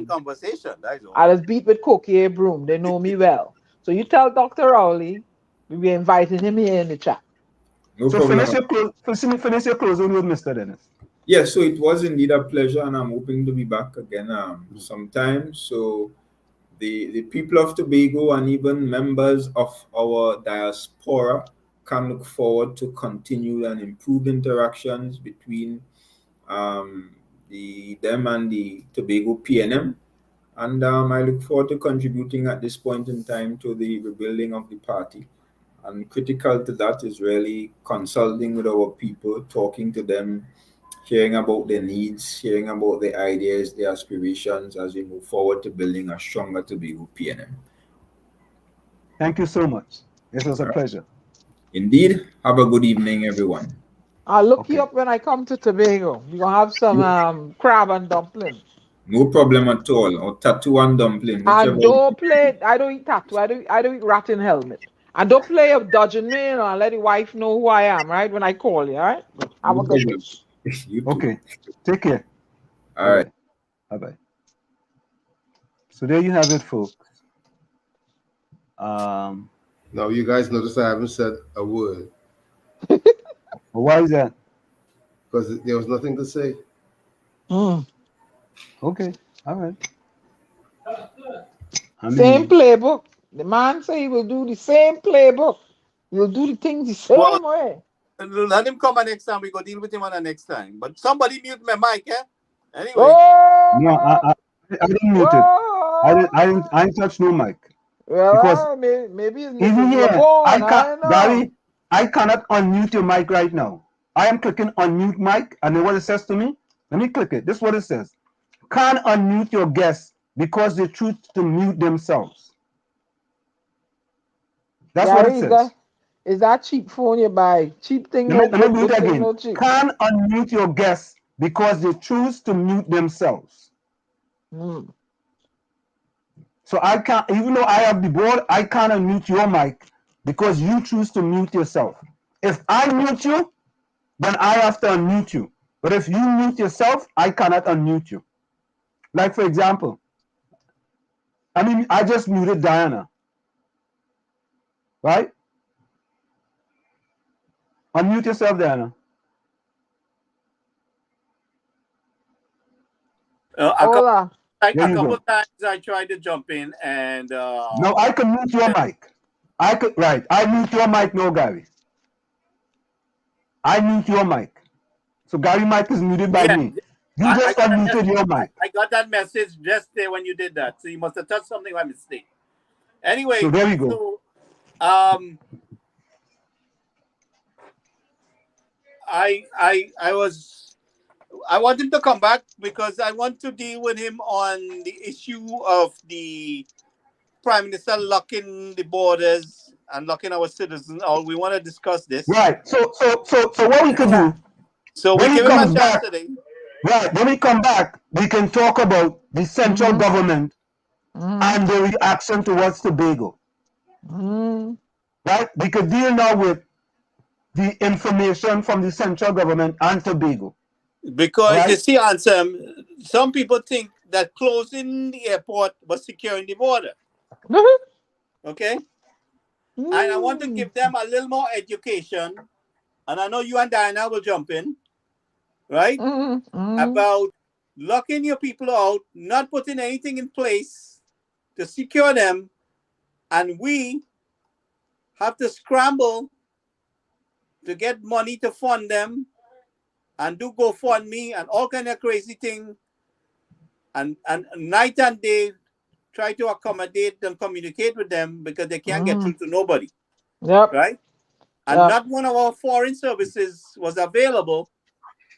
But that's why we're trying to, yeah, right. But you know, that's why I said I want Dr. Rowley to come in the village and we're going to handle him respectfully. Yeah. You know, so I'm like, come in the village and have a conversation. I'll come and prove you wrong. Man to man. But Yeah, Carice makes a very good point. And people have to understand this. It is good you all interview people from different parties, so we see different aspects of their political thinking. But everybody's welcome here. No, yes, Gary. But this is what's important. You cannot just have one side and hearing from one side all the time. You have to listen to a person in flesh. Who's willing to come, right? How many people? Right, that's correct. And you have to ask them questions. Because, for example, I asked him the question that Dr. Rowley is a liability. You know, he will say no. Well, I asked him if how you expect to rebuild with Dr. Rowley at the helm. And he says it's possible. Answer. Yeah. I like the young man. All right. Yeah. I tell him join. He's an affable young man. All right. Yeah. He's not like Tracy. He's not like Tracy. After you need to 21 join years the PDP. Tobago, right? How you tell him man join the PDP? Answer. The man is a political leader. He could be next to Tobago chief. You tell him man join the PDP? Yeah, that we need to do. Well, Gary. After 21 years of PNM rule in Tobago, we didn't build the marina then? No, well, here's the problem with that, right? It was something that was happening in 2018, and a company from Belgium. It was just this young man. Nobody, all the brilliant minds, all the brilliant UE graduates, and the people we send overseas and bring them back home. They didn't come. It didn't come to them in imagination. And the marina and the expansion of the Tobago port is very essential. Well, back in 2018, yeah, they had to go ahead for a marina in Tobago along the Cano Bay area. And a Belgian company won the bid, right? But just today, they hoisted on the new THA and they didn't even talk to them. They didn't tell them, well, all listen, we had this and that's why the THA chief is upset. He's saying what? All the central government come. They're trying to hijack. All they're trying to treat me as a stepchild again. All they have a discussion with me. We know it happened in 2000. They go, come and sit down and talk to me now. Yeah. You know? Exactly. Make me feel a little good now. But basically, we could see that the central government is trying to make this current KHA fail. But this young man ain't gonna have no say in that. You understand? He's a very tiny, what they call it, a guppy. In the dance. No, Gary. To be truthful, that fella was kind of hamstrung by Tracy Davison Celestine because she wanted to be the THA chief, right? And he was like a stopgap THA chief. Yeah, but right? And the people didn't like Tracy. They didn't like Tracy, and Dr. Rowley didn't like it either. So all of them, it was like an accessory, to a voting disaster for the PNM. So they lick up all of them get lick up. Because of individuals. Right? It started with the head, which was the Prime Minister of Trinidad and Tobago. And due to him, everybody else get lick up. Everybody. It has never happened in history in Tobago. The man was the THA chief, he get lick up. George Jack get lick up. Tracy get lick up. And Tracy is no more. Right? But the people re-elected him to come back in the PNM. You know, so I mean, I wanted to ask, was his seat seat located in where they cut up them new seats? You know, they cut out. No, he wasn't there. All right. He was different. He get straight out licks. Yeah.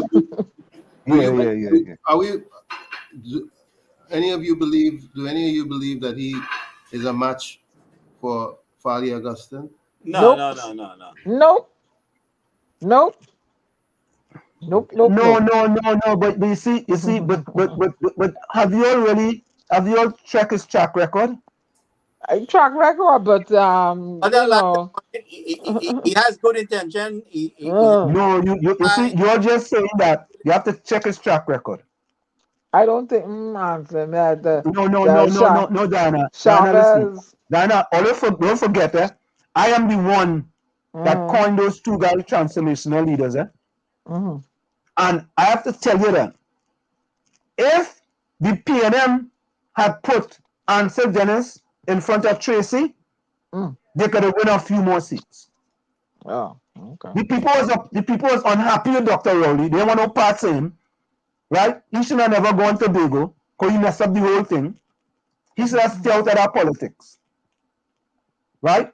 And get rid of Tracy. Let Tracy go and fix the zip line. Right? And made him, you know, like how the PDP did? You always see what the PDP did, right?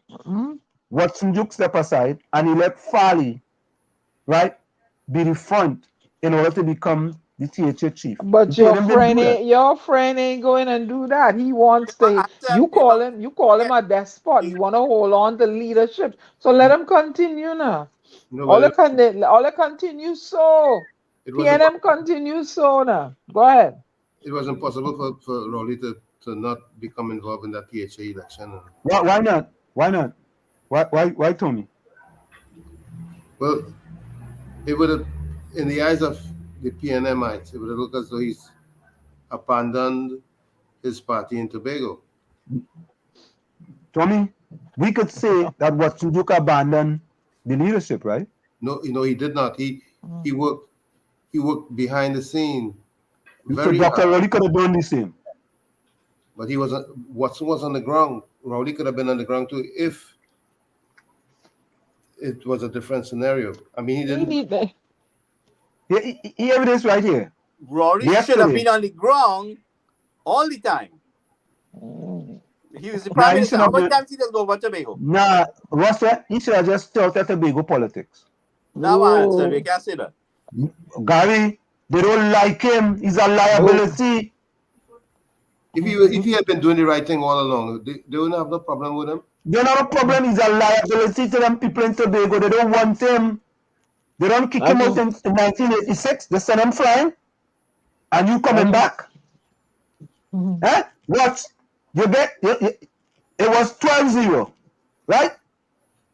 Then it was 10-2. Right? Then it was 6-6. Then it was 14-1. What does that tell you? A fish the rotten from the tail? No, but what I'm telling you is, when we have a governor election here in New Jersey, the president has come in and support the governor. Gary, the president is liked. Well, no matter if you you have to play that role. You have to play that role. That's politics. Gary, then president must hardly come here to New York when there's a presidential campaign. Joe Biden didn't come to New Jersey. Trump didn't come to New Jersey. He went up in Westminster Golf Course. Obama came here quite a few times in support of the governor's election.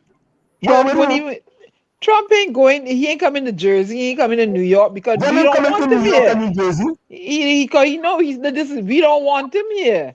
We don't like him. Democrats, Republicans ain't coming up here. What I'm coming here for? It's the same thing, doctor. If I was Dr. Rowley advisor, I say, boss, stay home in Trinidad. Or you know what do? Do virtual. Right? Don't go to Tobago. There's a liability to the people in Tobago. And it proved correct. Get rid of Tracy. Get rid of Tricky Tracy. That was called Tricky Tracy. Oh, Lord. Get rid of Tricky Tracy. And you see now, they get rid of she. Honestly? Right? She not even, she out, she gone. And who does select? The recent guy who was the THA chief in Tobago. Oh, all you make it make sense now. It's easy. The people really like the guy, but he suffered the consequences of Tracy and Dr. Rowley. They lick him up in your own seat. Think about this, right?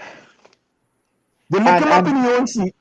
He was the THA chief, but they put him back as the political leader of the PNM Tobago Council. What you see? But however, the question I asked with Dr. Rowley at the helm of the PNM, all this restructuring and all this, it will make any sense? More than just leadership. The PNM need to change a lot of policies and ways that they do business. Yep. It's not just changing leader. And UNC needs, Kamala needs to go and plant your garden and cook some roti. Ooh. Gary Mado will get cussed for that. Make doubles for Laurie Sahina. All right?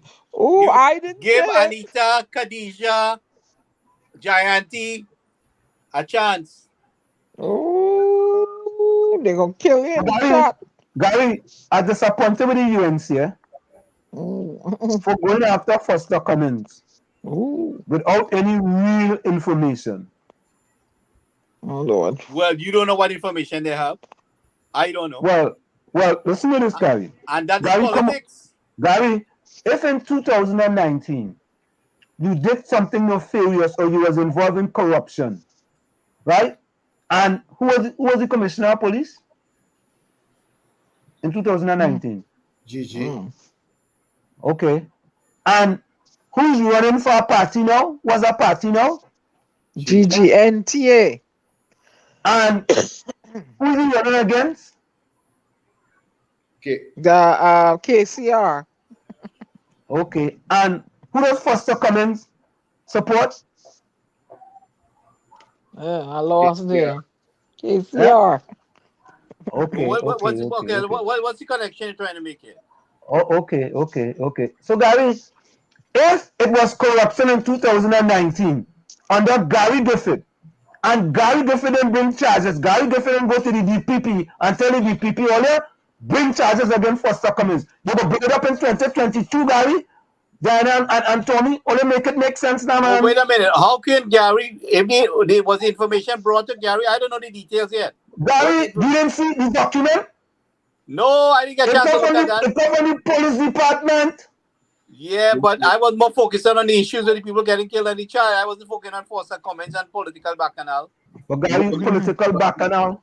But Ancil, if there were no red flags or any matters of concern, it would not have even come up. So I'm going to leave it right there. You can't blame Gary for that.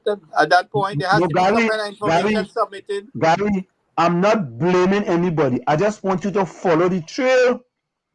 If I would have to really look. I would have to look at the information at hand. I haven't really seen it. But let me ask a question, Tommy, Diana, and Gary. If you were corrupted in 2019 and you stole some land, right? Or you was involved in some corrupted people and you buy land from them or you do something with them and the police investigate it, and the police didn't come up with nothing. 3 years later, you're bringing up the same thing that the police didn't have a problem with.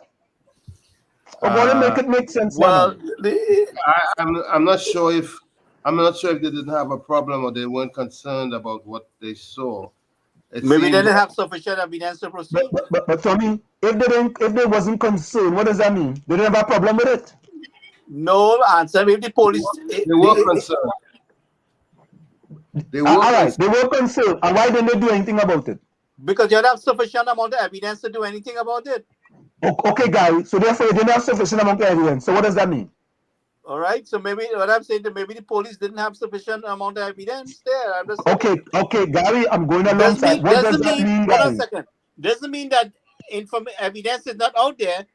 At the time at hand, the police did not have sufficient evidence. You can relook the case after new information has come forward. But if you don't have new information, then I mean you really can't do anything. Gary, make it make sense now, man. What new information will come to light 3 years later? What new information? 3 years later? It's possible.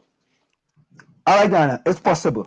It's possible. Because things happen here when they're investigating cases here in the U.S. So Diana, had the TCPS reopened an investigation? I don't know.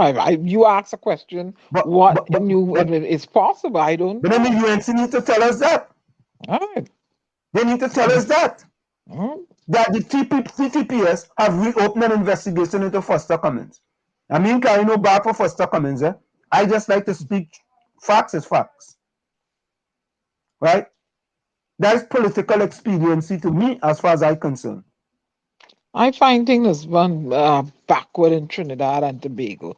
Like the other day, when they found this young lady in the shack, right?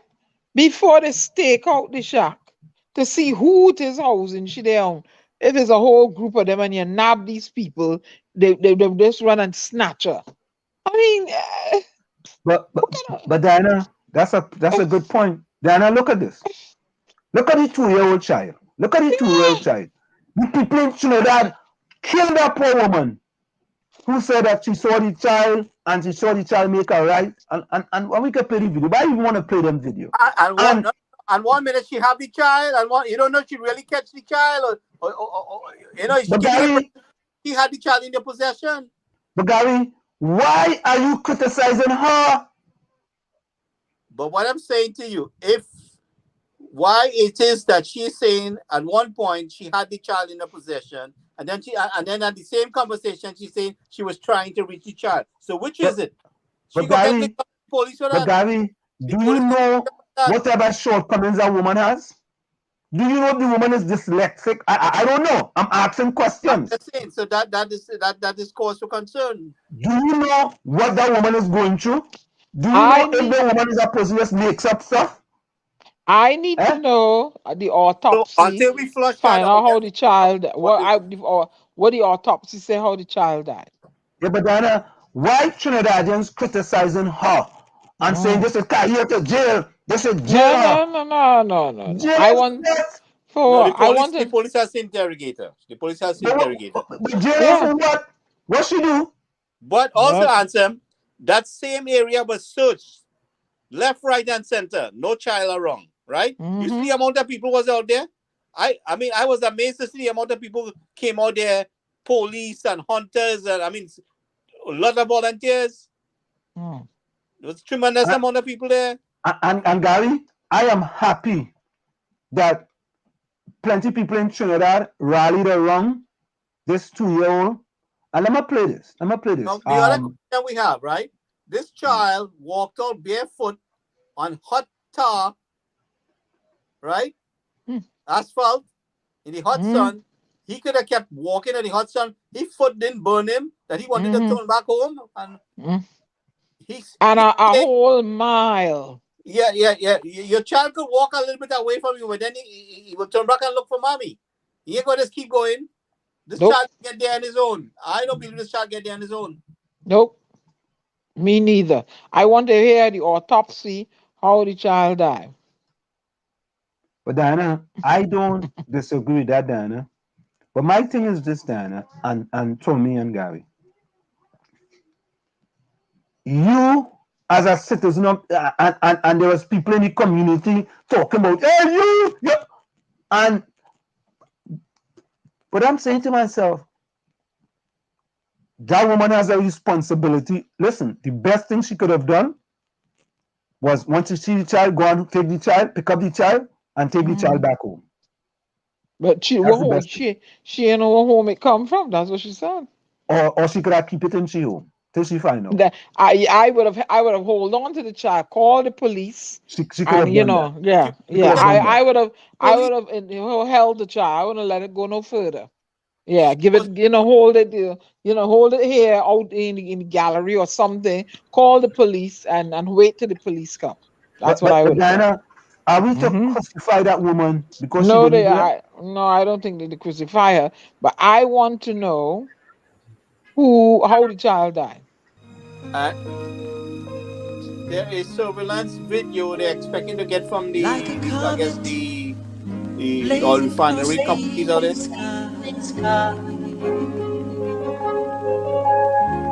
Gone too soon.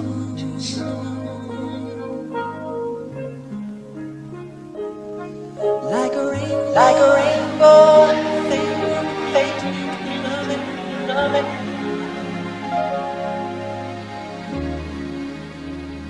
Gone too soon.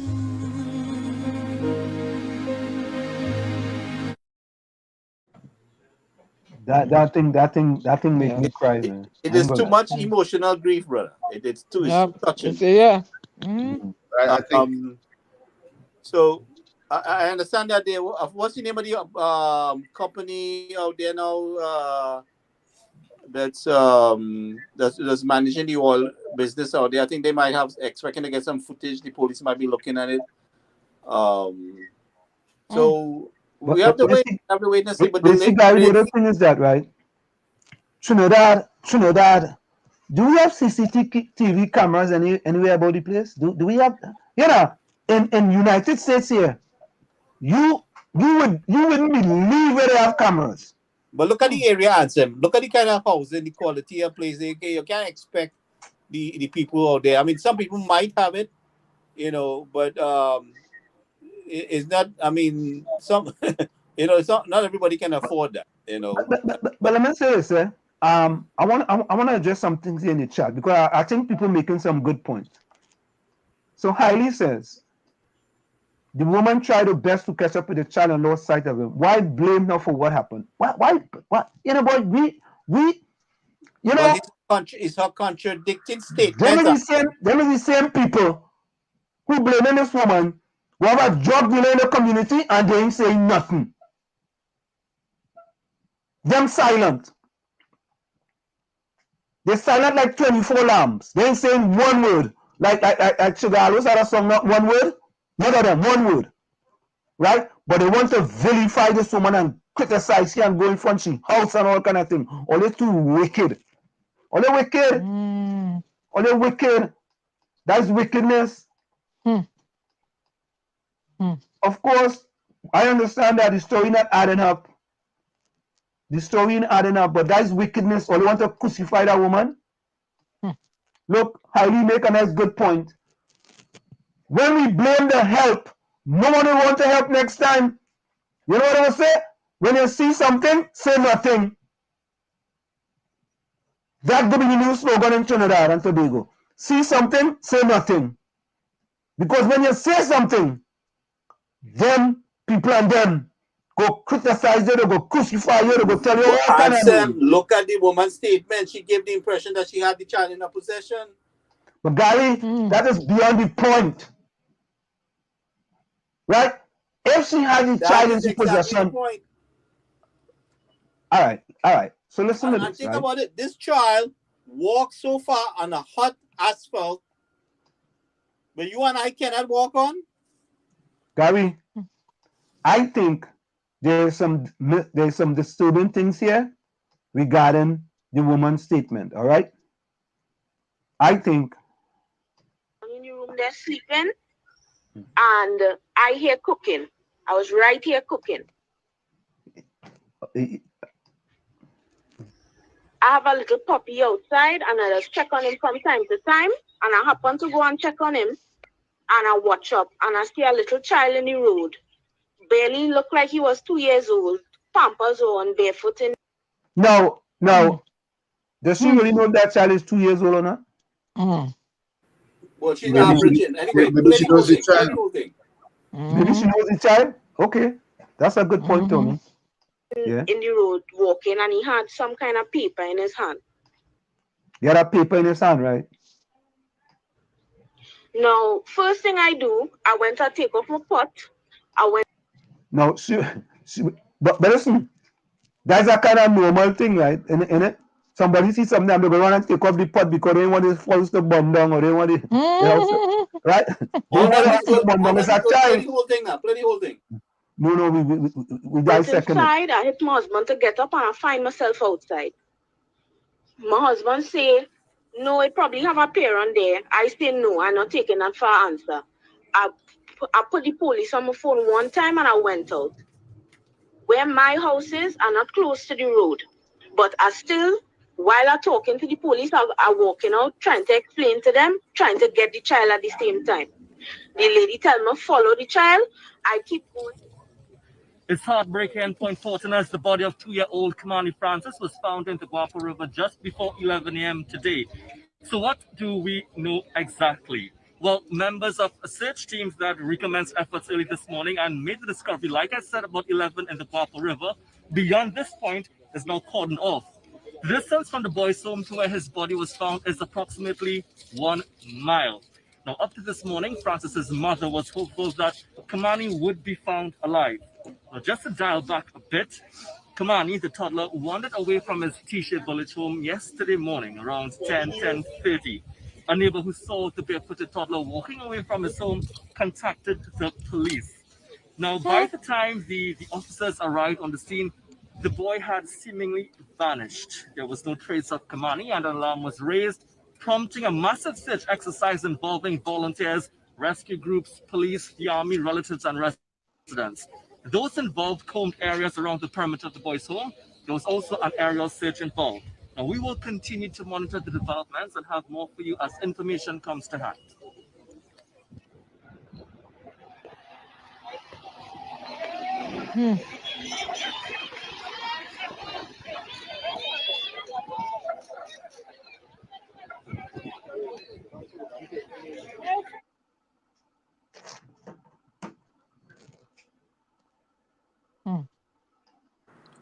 Play the complete statement and I'll send it back to you.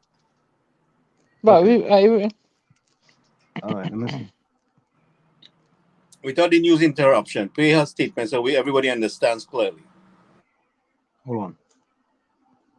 Well, we're gonna go. Let's go for a quick station identification. It's in the village with the dark triplets on WZYE 95.9 FM. You know, stick and stay, don't go nowhere. We'll be right back after this short message.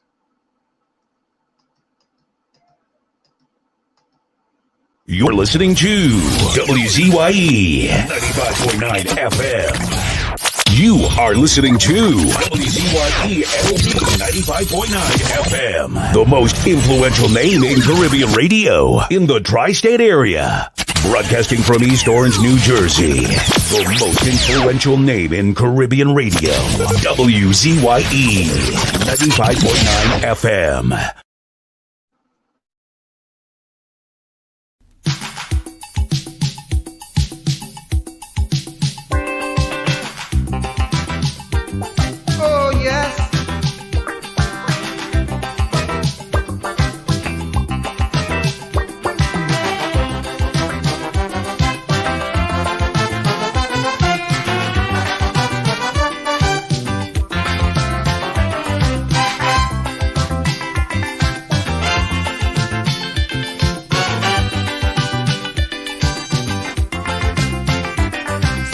Help, come and put a hand, come and wipe away the blight and see what the plight that befall the man of this land.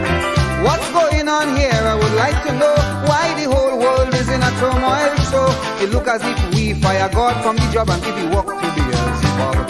Man, the devil have a hand in running the land. The devil have a hand in running the land. If you have to never like understand, the devil have a hand in running the land. The devil have a hand in running the land. The devil have a hand in running the land. control are running the land. Hey man, oh man.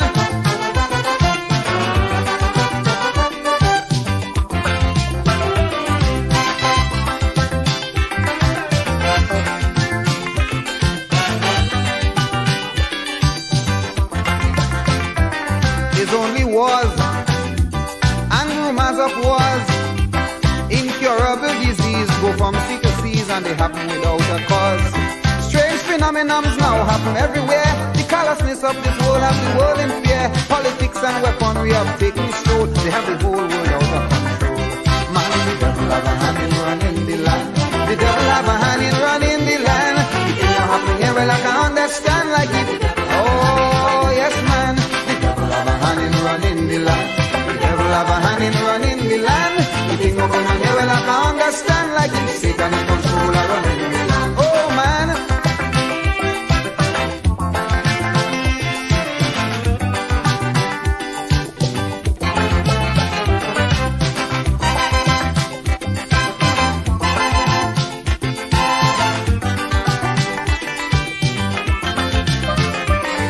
Get at ease, we turn to religion, but then in our quest to do our best we end up in real confusion. Some religious leaders so phony and vain, all our religious morals to go down the drain. Their materialism make them feel them is Lord, robbing the world in the name of God. Man, the devil have a hand in running the land. The devil have a hand in running the land. The thing of going on here, well I can understand that the devil have a hand in running the land. The devil have a hand in running the land. The devil have a hand in running the land. The things that happen here, well I can understand. Like he Satan in control of running the land. Oh man.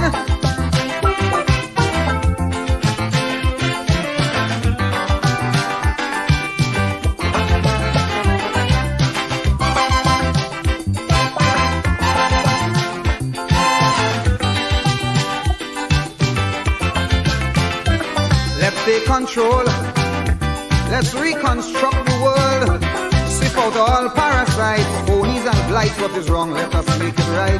Stop this social, moral and religious decay. Our world wasn't meant to be this way. For heaven's sake, let's not fall for the seat. Put God back in the driver's seat. Man, the devil have a hand in running the land. The devil have a hand in running the land. The thing going on here, well I can understand. The devil have a hand in running the land. Man, the devil have a hand in running the land. The devil have a hand in running the land. The thing what's going on here, man, I can understand. Like if Satan in control of running the land. Oh man. Oh man.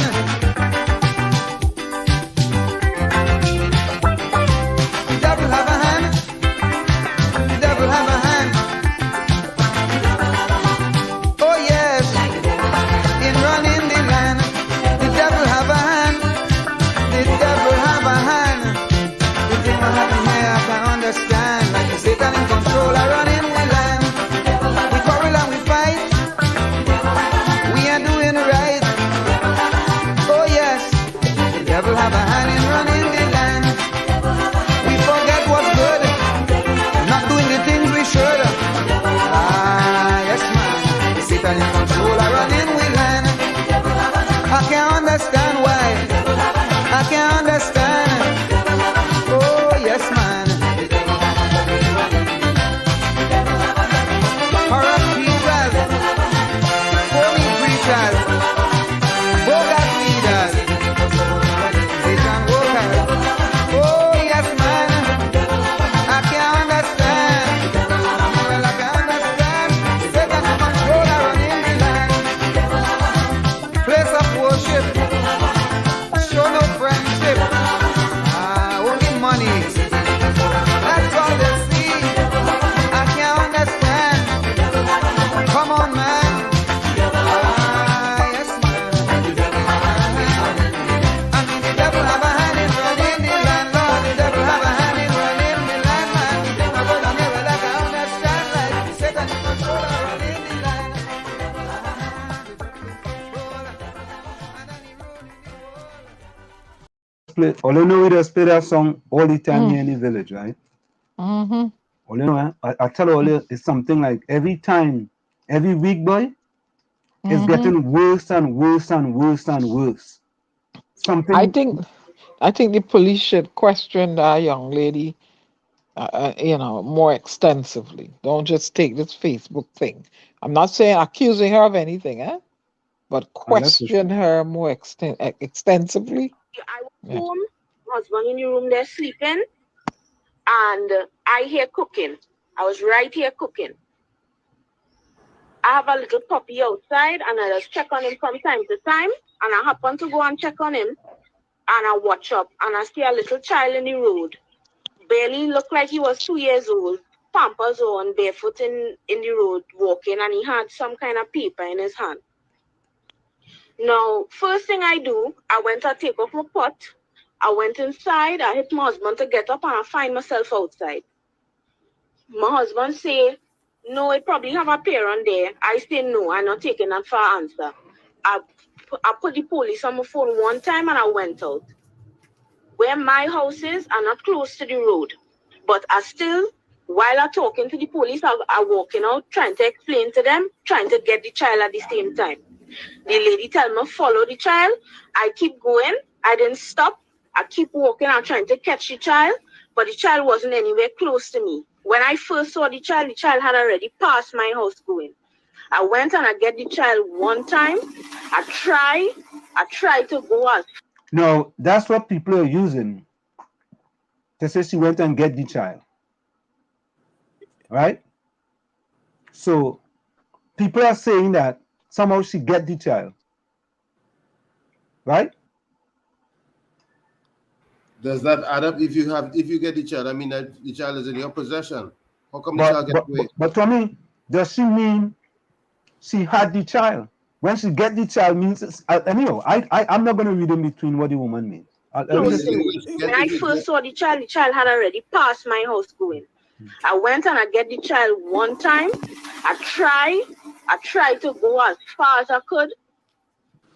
Where I was, the child was far in front of me. He wasn't anywhere close. He was far, but I still tried to catch up and keep up to him. The road that we were on, it has a T at the end of it. It's a long stretch. It has a T at the end of it. I saw him make a right, and by the time he made the right, I was still a little ways back in the road. When I reached the right when I reached the T and I turned right, I couldn't see him anywhere, but I didn't stop. I kept going. I tried to find out. I didn't know his name. I didn't know who he was. I didn't know which child house he belonged to. I didn't know. So I just kept going. I was calling boy. I looking all over. There's a river right there. I checked both sides of the river. When I reached, I couldn't find him. I kept going. I going until I reached a little shed in a house a little ways after. They had 2 dogs there, and I didn't know they were tied. I thought they were loose, so I turned back. By that time, the police was already coming close to me. I stopped. I tell them what happened. They told me to go back home and wait, and they would go ahead and search. And by that, they couldn't find him. They came back and they told me they couldn't find him. They don't know where he gone. And I went out there again. I went out there till 3 o'clock. I tried to help them as best as I could. But it wasn't to say I was anywhere close to him. He was a far ways from me. My house is not close to the road. I have a distance to walk. All right. Let me ask you some questions. Can I ask you some questions? Is it okay? Yeah, go ahead. Are you overweight? Yeah. You're overweight and you have some little health issues, so you cannot really run. Good night. I don't understand. So I am live from Tishi. Okay? Yeah, one of my feet. All right. So I was told that it's overweight and you have a health issue with your foot.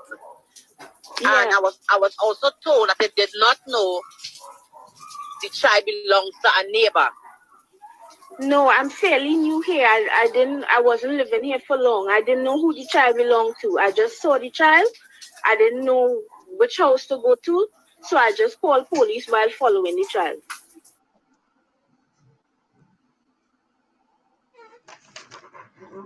So what are we to make of that? Most of Anselm. it is Yeah, good, but yes. yeah, I'm gonna get it for you there now. Yeah. Yeah, just send me something somebody said. Yeah. What are you to make of that? I think the more extensive questioning, not accusing her of anything. More extensive questioning. But We calling don't out to the know. child would not have helped any. Huh? If she called out to the child, she wouldn't have gotten the attention of the child.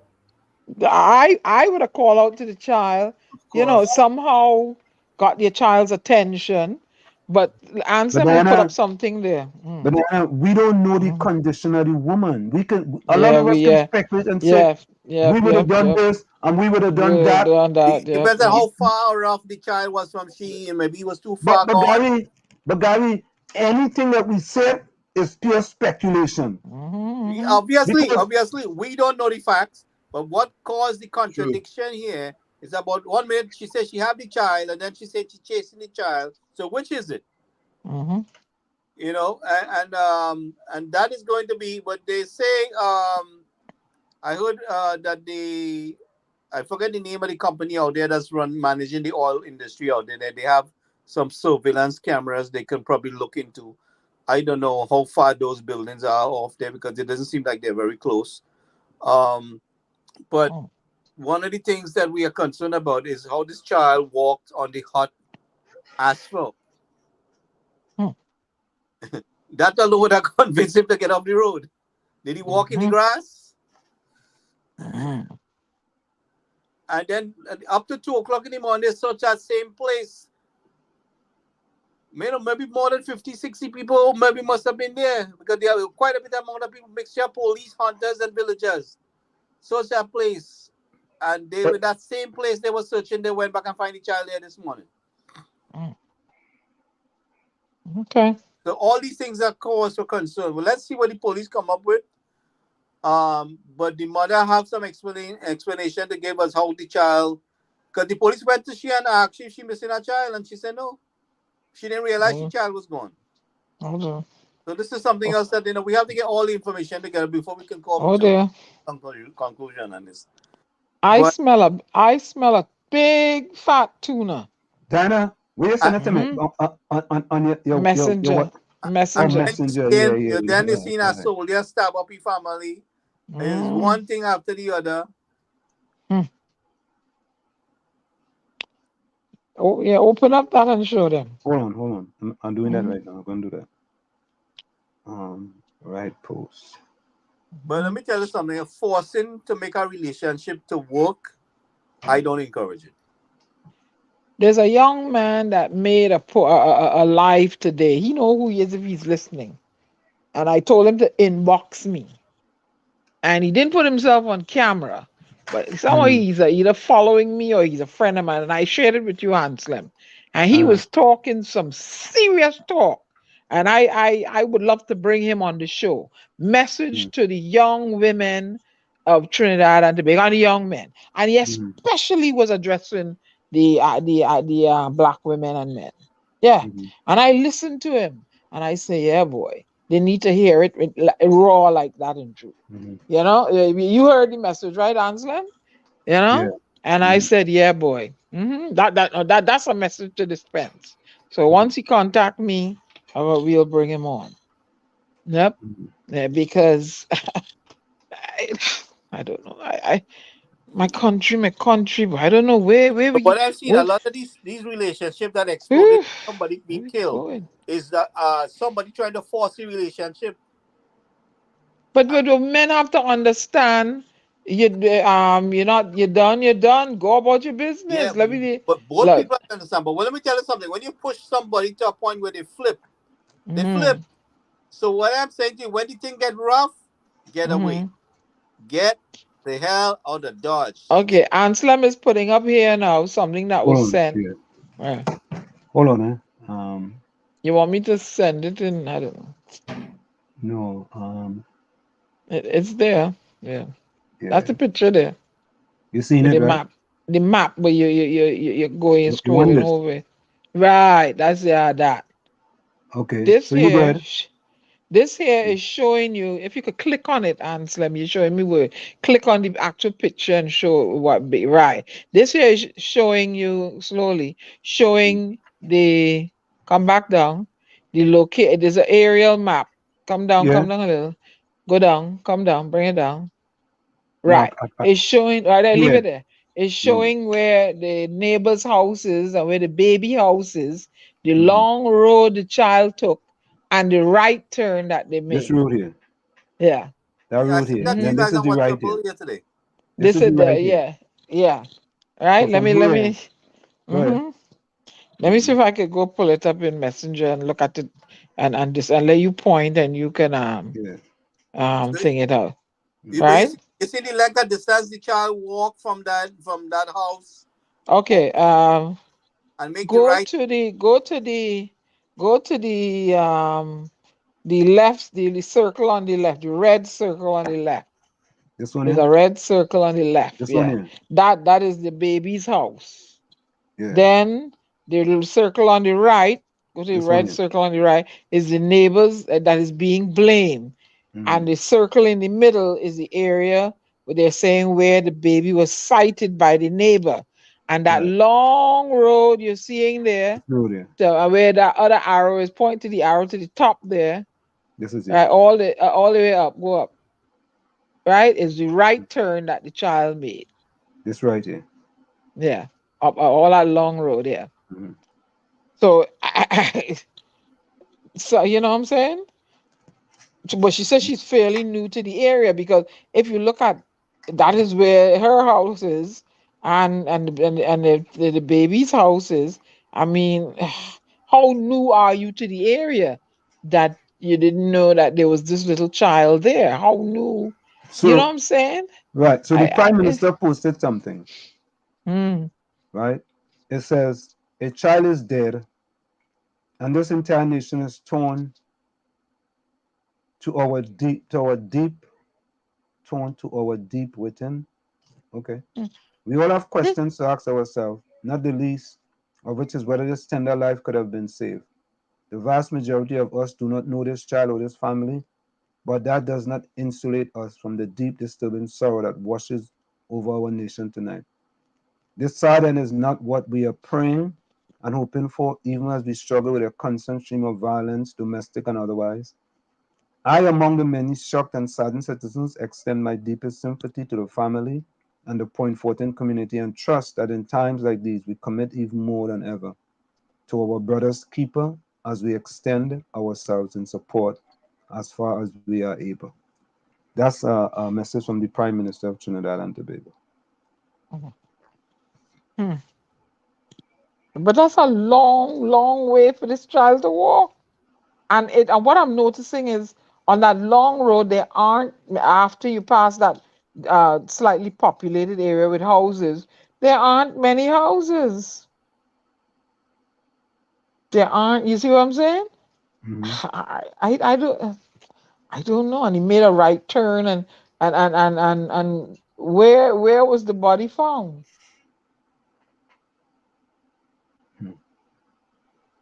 That's a long way for a 2-year-old to walk. That's a long, long way. That's a very long way for a 2-year-old to walk. And how you are, while we're at it, while we're at it, with the mother, how you ain't know where your child is? And you're in the house. Diana, no, that's not fair, Diana. Hello? That's what you mean unfair. that ain't fair? No, that's what unfair, Diana, because hello, children could make movements. Listen, the mother is responsible, right? But we are asking all those questions without a lot of information. How you ain't know where your child is? Okay, all right. A 2-year-old child. Don't tell. Let me tell you, I have this little mutt here with me, and as he too quiet, I just go and peek on he, and he on a leash. But he always doing something stupid. How you don't know where your child is? Okay then. 2 years old. Huh? Nah, for that length of time? No. That is neglect. That is neglect. That mother need to be brought up on charges of neglect. Your child wanders or just wander away from you like that. Something fishy. Something ain't adding up here. Okay? And let me see what the autopsy says. How the child perished. Something is not adding up here, Ancil. I'm gonna tell you. It ain't, the dots are not connecting. And it ain't got nothing to do with the neighbor. Something ain't adding up here. And when I tell you it ain't adding up, it ain't adding up. Something ain't adding up here. So let me divert a little quickly here. I want to divert to something that I think is kind of important here in the Village to the Dark Triplets on WZYE 95.9 FM. Let me say hello to my good friend, Ellis Lobord. All I know, Ellis is a friend of WZYE 95.9 FM. Ellis, you get your laptop? I want to congratulate Ellis Lobord's daughter. Yeah. She won a golf. She won the St. Madeleine Open title. She's only 14 years of age. And Ellis, yes, you have done a splendiferous, tremendous, fantabulous, marvelous job with your daughter. And I can see her on a full golf scholarship. So let me read it for you. This is Ellis Lobord's daughter. Golf? Golf? Yeah, golf. Golf. Yes. That rich people sport in Trinidad, boy. Now what wrong with it? They would. I couldn't go close. I was seeing when I'm passing on the highway or the road. So let's read it. Ellis Lobord, and she's 14, yeah? Won her first senior title at the inaugural edition of the St. Madeleine's Golf Open Tournament on Sunday at USign. That's what they say, USign, St. Madeleine's, right? So there we go. No, not that one. Look, somebody named Adam Montano, boy. You know that Montano family, right? All you know that, right? Anselm is using St. Madeleine. Using? Yeah. Okay, using. So look at here. Ellis Lobord 163 won her first ladies title at the senior level, finishing ahead of Jada Charles 176. Oh God, she beat she bad boy. She beat she like by 13 strokes, yes? Oh good. I wonder if Ellis made that golf club for she boy. And Camille Rupner ranked 208. What? She real good boy. She almost lapped them. She almost lapped them by 163 to 176. All you know golf, right? Gentlemen only, ladies forbidden. What's that? Gentlemen only, ladies forbidden. Ellis Lobord 163, Jada Charles 176, Camille Rupner 208. Right? Mrs. Lobord, we want to congratulate you on the fantabulous and splendid. Let me just say that. Ellis, Mr. and Mrs. Lobord, we want to congratulate you on the fantabulous job you did with your 14-year-old daughter, Elise, winning her first senior tournament. It is fantastic. And it just goes to show you that with hard work, and I know for a fact that she works hard. And I want to encourage her to continue to work hard, continue to focus on the double A's. Well, you know what the double A's, you know what double A stand for, right? And so how about we invite the child to our next show? You will add the parents? Yeah, well talk to him. Yeah, I gotta see if I could talk to Ellis. Dr. Rowley need to invite her to a couple rounds with him. No, she played with him a few times already, you know. Oh, she did? Oh, okay. Well, not with him, but I think when he was on the. But you know what? No, let me see if I can get Ellis to come in right now. Hold on. He need to play, invite her in to play with her. Let me see if I can get Ellis to come in right now. Hold on. Let me call him right now and see if he go come in. I don't know if his wife gave him back his phone yet. But let me see if his wife gave him back his phone. Ellis is Ellis. Let me see if Ellis' wife gave him back his phone. I'm gonna plug it in here. You better be careful your wife take away yours. Yeah. Hold on. So folks, we're trying to call Ellis here. I don't know. Oh God, the wife take away your phone. Your phone stop ringing.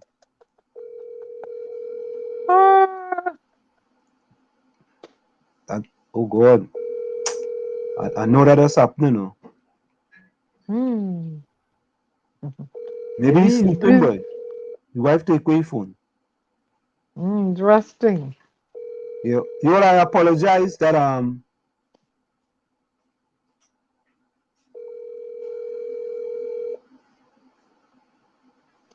Yeah. Folks, I apologize. I tried to call Ellis, but he didn't answer. But I think these are some of the things that we need. So 14-year-old Ellis Laborde, Laborde wins. What's it called? State Madeleine or Saint Madeleine? Tommy. Is it Saint Madeleine? Saint Madeleine. Saint Madeleine. Saint Madeleine. Yeah. Saint Madeleine.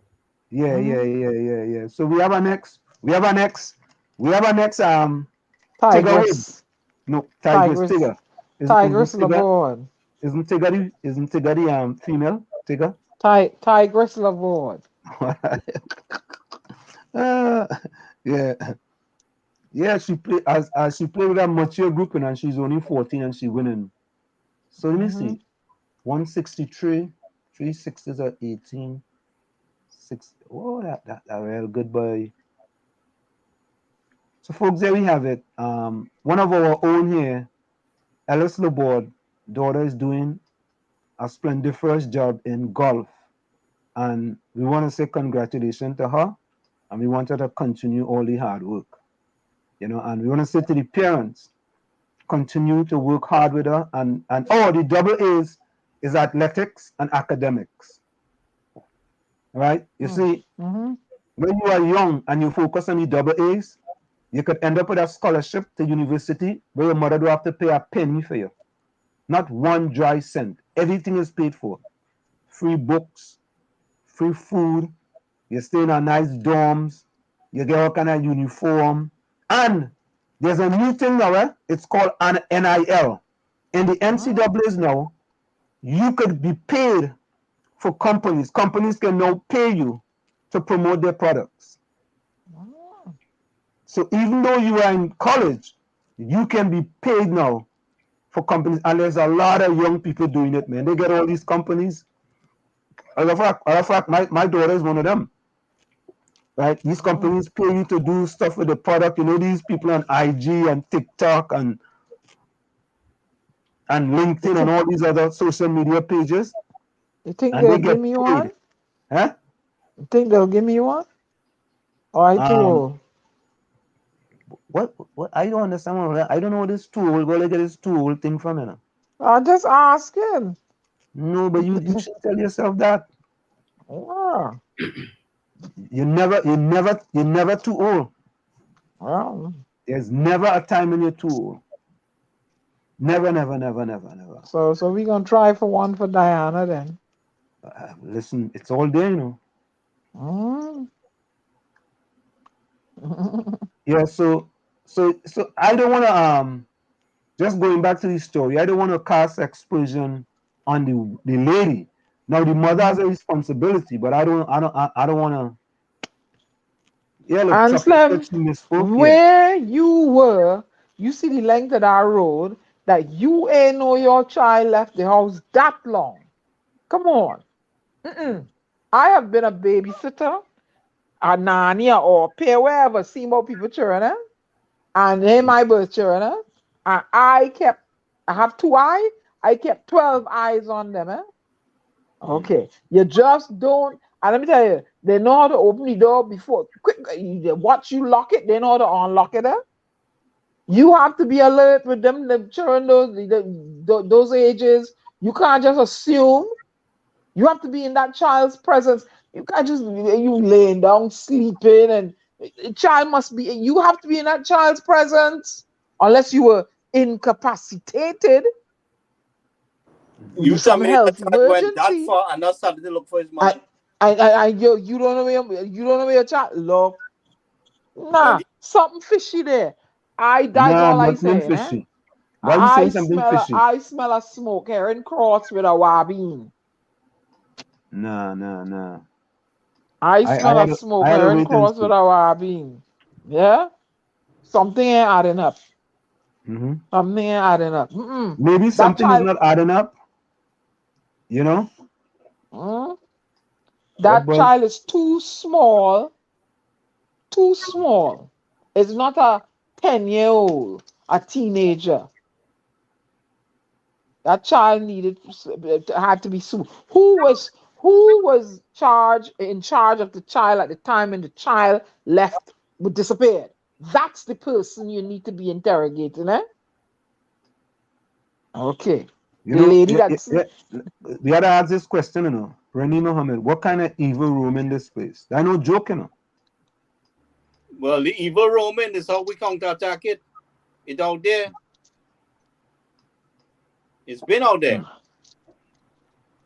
That's the one to know who was responsible for, who is the adults or adults, who were the adults or who is the adult that this child was in, or was the child left alone? That's the next thing now. Okay. Yeah, what I say, this happens all the time in Trinidad. This will not be the first, nor will it be the last. Something ain't adding up there for me. It ain't sounding right. I find Albert has been going in hard on me these days, you know. What do you find so? Eh? Tommy, remember Ancil from Tongue. He doesn't know much under the Caroni River. Oh no.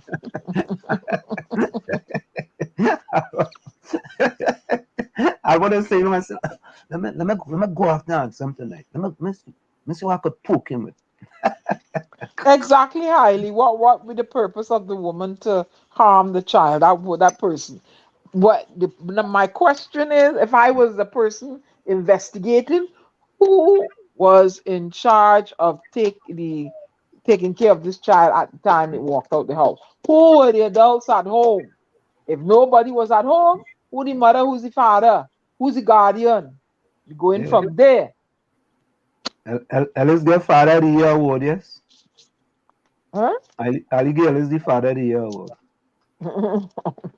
Or didn't he say Saint? And then, all right, and also. I thought Tommy said State Madeline. Not Tommy, statement. He said Saint Madeline. Yeah? Saint Madeline. I agree with you 100%. The result of good parenting. Saint Madeline. Then he said, congrats to the LeBord family. Yeah, I feel Ellis might be family to me. LeBord and LeBord kind of close, you know. Ellis is not family to you. You don't think so? All right, okay. Ellis better looking than you. You ever see Ellis picture? Ellis better looking than you. You ever see Ellis picture? Look at Ellis' daughter. I'm asking you a simple question. If that question too easy, I'm going to ask you a harder question. Look Have you ever seen Ellis LeBord picture? Ellis better looking than you. All right, okay. Right.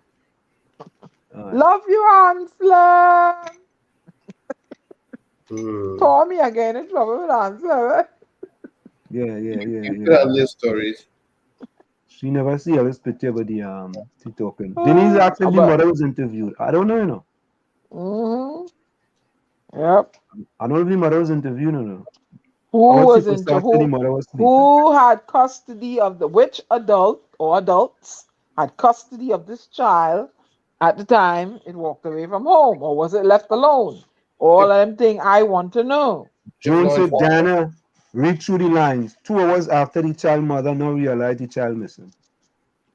If law enforcement were doing their job, they would have interviewed the mother. Right away. It's practice. It's possible children just walk out the houses, watch out the unlocked door and things. But let me tell you something. I have a child that young. Hey, let me tell you, I tying a thing to my hand, to my foot if I think I go and take a nap. And you hold it. I got to there. You ain't getting away from me, so. Nah. Diana, you wouldn't believe who in the chat. I doubt this very much. Only I doubt this, I don't want to believe this, Diana. Who in the chat? Diana, I don't want to believe this. Only see who in the chat there? Only see who come? Yep. Is that your friend Paul? Paul, is that you? What? Nah, that can't be Paul. That can... No, that's another Paul. That's my friend Paul. That's my friend Paul. Okay, That's the guy that did the live today. when you talk about what black, yeah. I thought that was the other Paul. Yeah, no, that's not the other Paul, no. That's That's not the other Paul. Okay. No, there's my that's not That's your Mr. life, Paul. That's my Paul, yeah. All right. Okay. Paul, That sorry. is Only say welcome to Paul. Say welcome to Paul. Tell you inside. facts. What are the facts, Paul? Yeah, let's tell it like it is. I want to That the one you invite him want to on the come in. show. That the one you want to come in the village. Bring the village and tell them like it is. Okay. Yeah. What was But Paul? he no cussing. No, you don't cuss. You just drop the facts. You just tell it like it is. Oh. I thought Paul. I thought that was the other Paul, you know. We first Paul. It ain't him. I hope it when you have a name here that's not that name. So I hope it ain't him. If he You comes sure in, that is you'll not? know. You sure that is your Paul? No. I listen to the voice. If that's not him. But how you know? Well, how you know that's the Paul in the chat? I listen to because I just told him to come in. All right. Paul, is that Paul F? Well, you tell another fellas to come in. You tell me I'm gonna get upset and you let a bell fella in. Who cares? Is that Paul F? Is that you? You tell me he said yes. He said that's him. Oh, that is Paul from Togo. All right, Paul from Togo. Oh, let's say hello to Paul from Togo. Paul from Togo. Caris, welcome. Diana, when you bring them fellas in the chat, other people just get, don't say it's your Paul. Just say, you invited Paul into the whatever. chat. When it says your Paul, the man... If I wait for Richard and he fakes, I'll never make it to Trinidad. And Ulrich say he don't work in leather, so I ain't getting no leather suit made. So later for Rennie. No. The guy next tailor. The guy next tailor. Can we say Diana Richard will stop planting?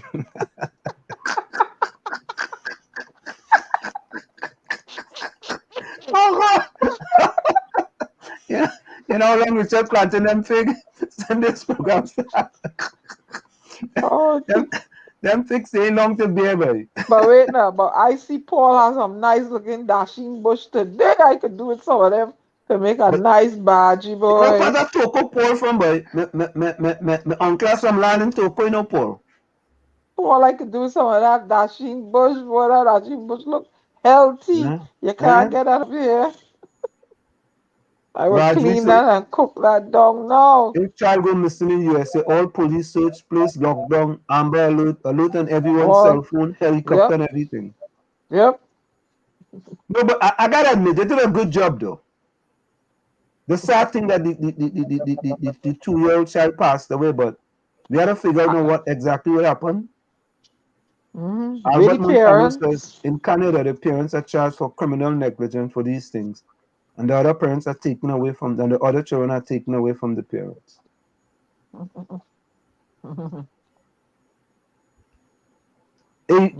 Monk name is Bentley. Paul is Bentley Thompson. But he really don't live there, he don't live in the States though, because you have other people planting on the land. You know how to go down there and check that land out, But you have plenty squatters. If you see acres down there, I don't want to plant something, boy. Hey, maybe I could get Ellis. You know where Toko is? Oh God.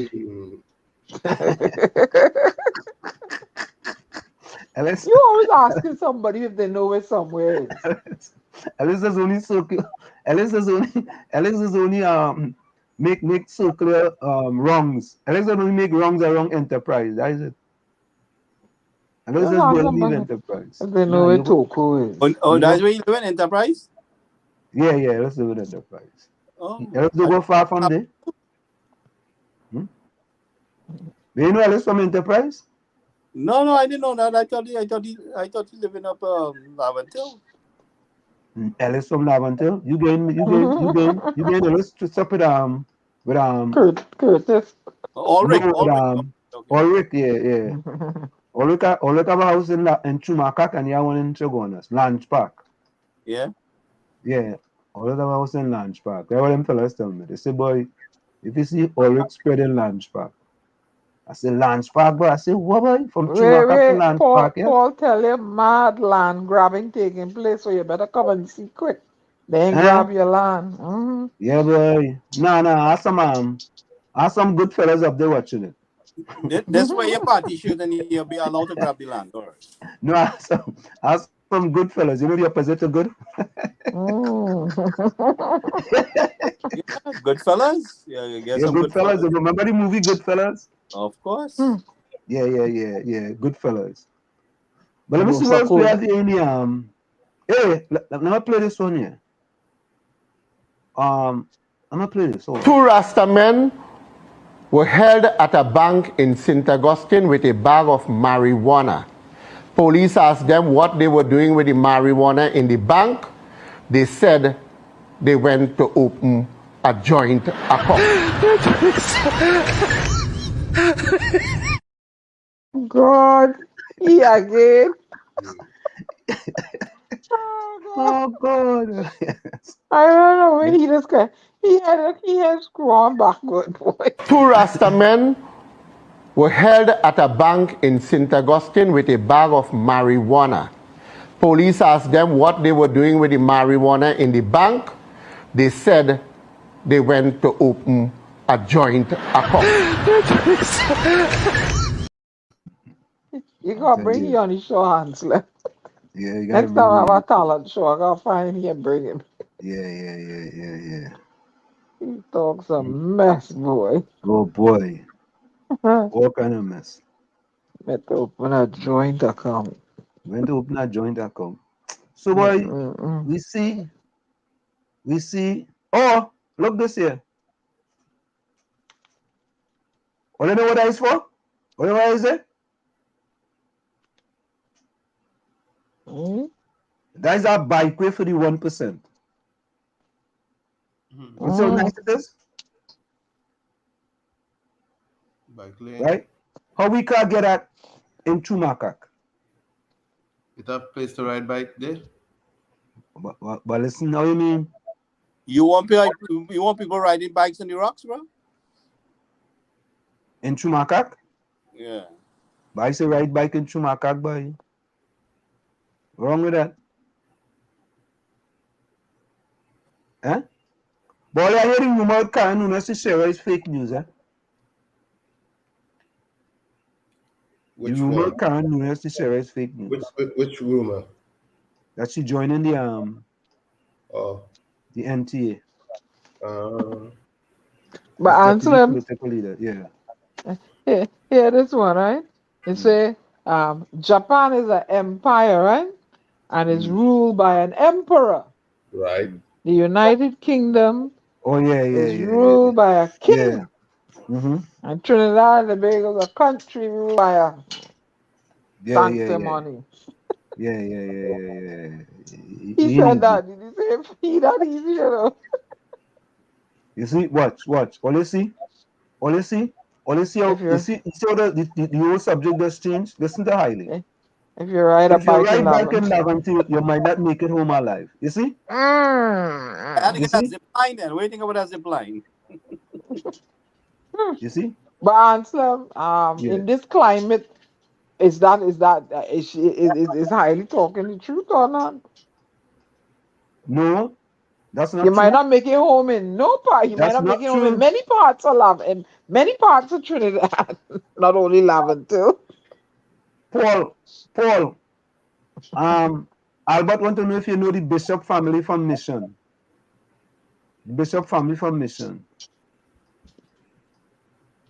Albert know everybody in Trinidad, you know. Man living in Canada for 40 years and you know everybody in Trinidad. Everybody. Well, everybody I know is from Facebook and social media. Albert. I got it through social media. The people I know. Also, you know the bishops. But I just feel like I know I'm connected so much, you know. Most of the people I make friends with through social media. The DSS founder gets court permission to sue police over firearm license. Ooh. Gary. I'm listening. Gary. Yeah. So your boy was favoring certain people for firearm license. Oh dear. And this fella who had a legal business. That's a legal case, eh? Drugs is not legal business. The name of the Was a business. legal business. They should lock you up for that name of that business alone. But the man win the case. Win the case, yeah. In Trinidad, yeah. Drug susu, right? What do you mean? What the Drug case? susu. You alone. Yeah. Gary, the case went before the court of Trinidad and Tobago, and the fella win. Yeah, of course he gonna win because you don't know who connected to who in the court, right? All right, Gary. You don't know who connected to who in the court. All right. Gary, how about if your business name is Drug Mart? Yeah, he's a pharmacist. Yeah, the pharmaceutical business. Now what we talking about? Drug susu. He's selling pharmaceuticals. Right.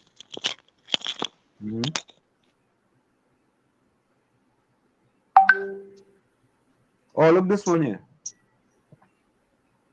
Children homes get nearly $75,000 a month. And all them problems they have in them children homes. 75,000, you know.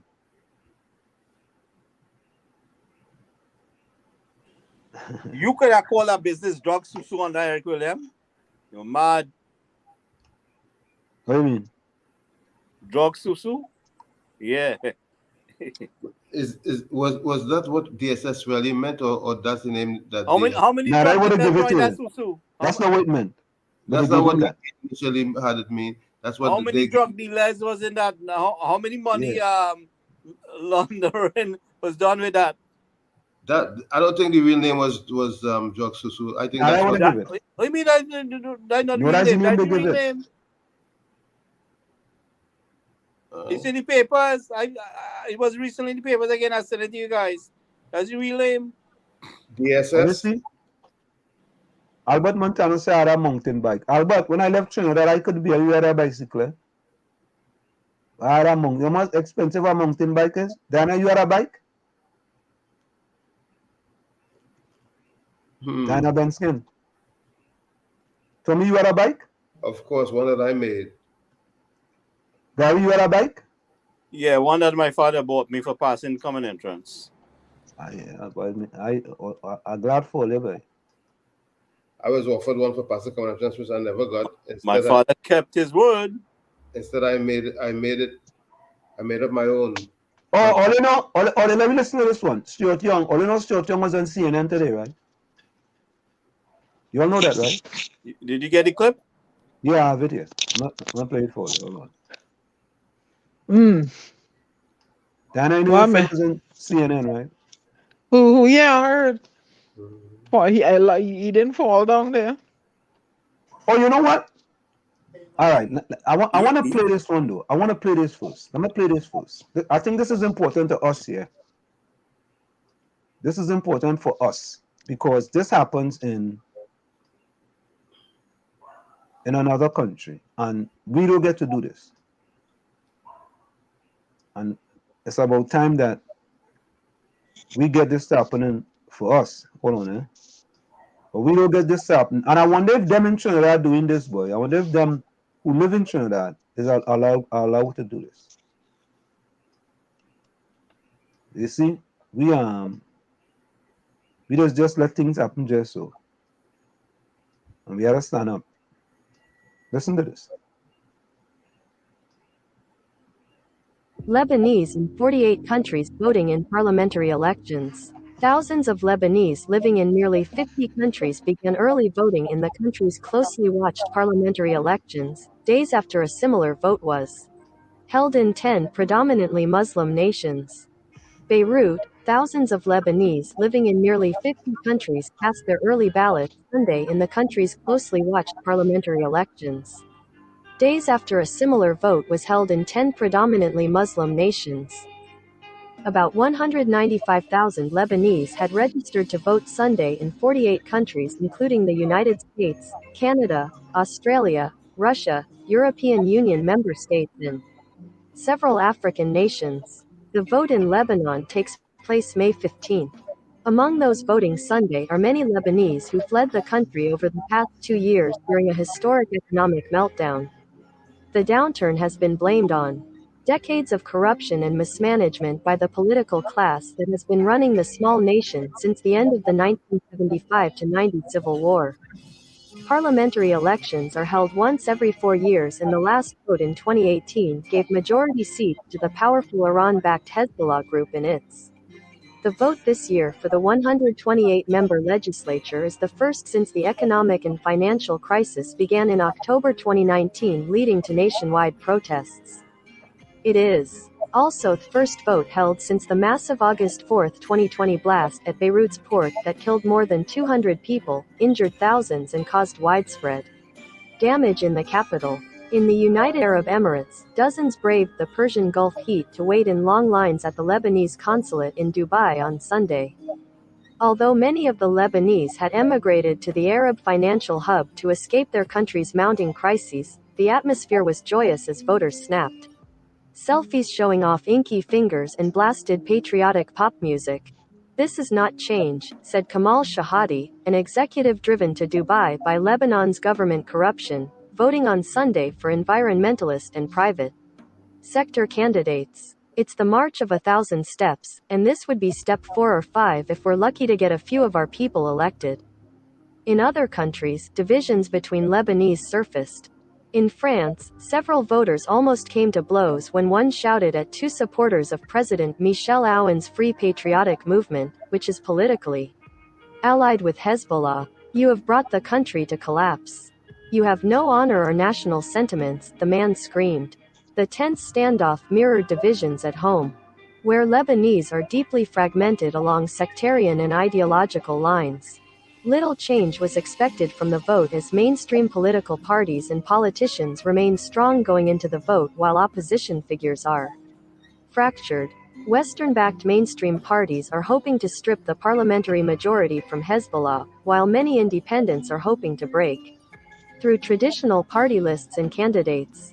A registered 194,348 voters will cast their ballots at 192 polling stations around the world, many of them at Lebanese diplomatic missions. During Friday's vote, 59.45% of the registered 30,929 voters cast their ballots, according to Foreign Minister Abdallah Bouhabib. Lebanon's parliament is equally divided between Christians and Muslims. The new legislature will elect a new president after President Michel Aoun's term ends in October. After official results are out following next week's vote in Lebanon, the government of Prime Minister Najib Mikati will become a caretaker administration until the president calls for consultations with newly elected legislators to name a new prime minister. More than 70% of the country's 6 million inhabitants, including 1 million Syrian refugees, now live in poverty as a result of the economic crisis, which was described by the World Bank as one of the world's worst since the 1850s. The crisis made tens of thousands lose their jobs, while the Lebanese pound has lost more than 90% of its value since the meltdown began.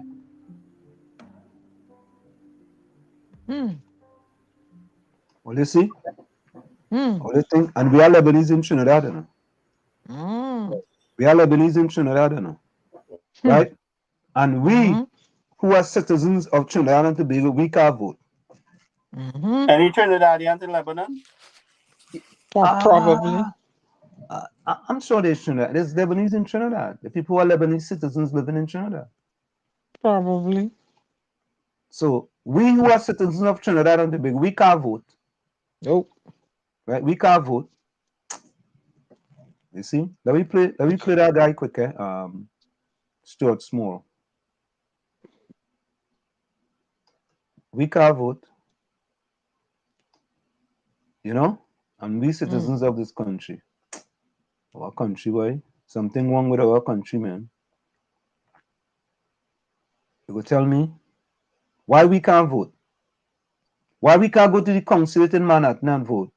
Why you can't go in Washington and vote? Why you can't go in Florida and vote? Why you can't go in Canada and vote? United Kingdom and all them places and vote? Why is that? Why?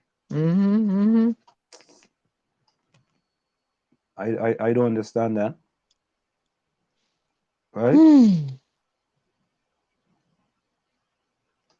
I guess we ain't standing up for that though. We need to start making more noise for that.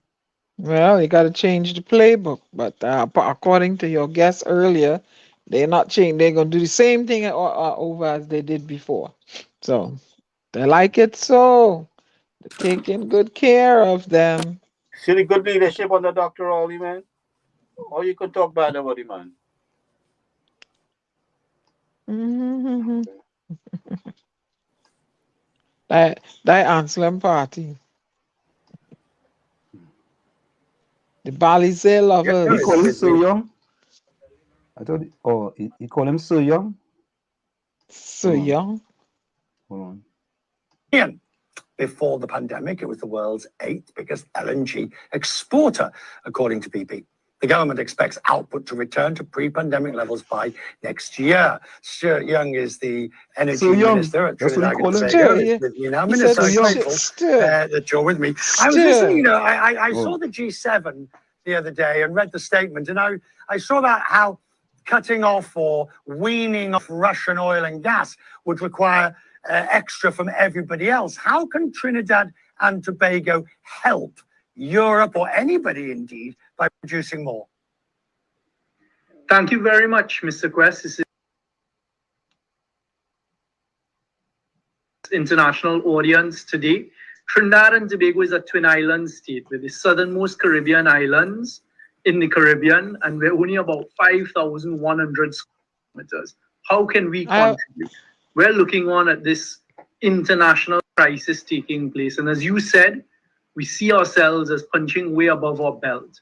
We have been a significant gas producer, LNG producer, for the last few decades. At our height of production, we were pumping out about 770 million MMBTU of LNG a year on an annual basis. We have 4 trains. So we see the ability. We have additional capacity right now, Richard, and we are eager to step in to assist in what is going on globally in whatever way we can. It's not only on the LNG front, but we're also a significant ammonia producer in Trinidad as well, ammonia and methanol, and we have capacity there as well. So as a gas producer and someone who turns gas into both LNG as well as what we call petchems and methanol, urea, UAN, we are ready to do what we can to assist with what we see as this crisis taking place. And also internally within the country, the increased price that we're now seeing for both gas and for oil must, I mean, it's an ill wind that blows no good, I suppose, but you must be doing better as a result of your energy exports. Well, we certainly are. I heard you talk about pre-pandemic stages. We've gone through yet another cycle coming out of the difficulties of the early stages of the pandemic. And yes, we are seeing income increase as a result, especially on the LNG side, as well as the ammonia side of pricing. As you know, with ammonia prices, they've climbed from around $180 a metric ton. They're now hovering around $1,400 a metric ton. So there is a significant increase in revenue to these companies, etc. And we will see some in our coffers as well. What are you going to do with it? I mean, what are you going to do? To the extent that the windfall that you are enjoying is tremendous amounts of revenue. Well, Richard, I wouldn't put it as tremendous amounts of revenue. As a government, what you're doing is you're really making those revenue increases off of taxation. So you wait for it to come in. But as a government, just coming out of a very difficult time with the pandemic, you have bills. So we'll be paying our bills. We survived the early stages of the pandemic. The government revenue is used to look after approximately 1.4 million people here in Trinidad and Tobago who, quite frankly, have quite a good life. So we'll be spending it on our education, which we've spent billions on in terms of our currency and just other things that are necessary for the people of Trinidad and Tobago. Let's get to the issue of how, in your view, does the world wean itself off Russian oil and gas? I mean, we can have a long discussion about was Europe foolish for not weaning itself earlier, post the annexation of Crimea in 2014. But we are where we are, and the difficulty now for Germany, for Italy, for the Netherlands, for all these other countries. Hungary says to withdraw Russian oil and gas would be like hitting the economy with an atom bomb. What you have to look at is globally what other countries can help contribute by ramping up production. So that's where we want to come in and assist. But you know, Richard, there's another conversation taking place with respect to weaning yourself off of gas. We see it as completely different. So there's a whole renewable conversation, which we're in support of, but we see gas as the cleanest hydrocarbon fossil fuel. And we actually think gas is going to be around for decades. So for example, in Trinidad, 99.9% of our electricity needs are derived from the natural gas that we produce. So how does the rest of the world, and in particular Europe, deal with this current crisis?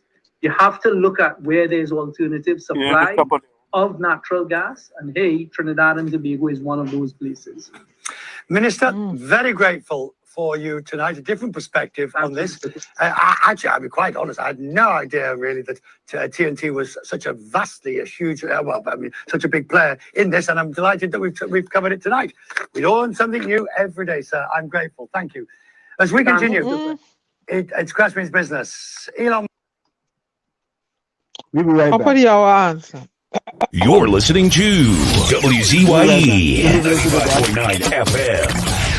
You are listening to WZYE 95.9 FM, the most influential name in Caribbean radio in the tri-state area. Broadcasting from East Orange, New Jersey, the most influential name in Caribbean radio, WZYE 95.9 FM.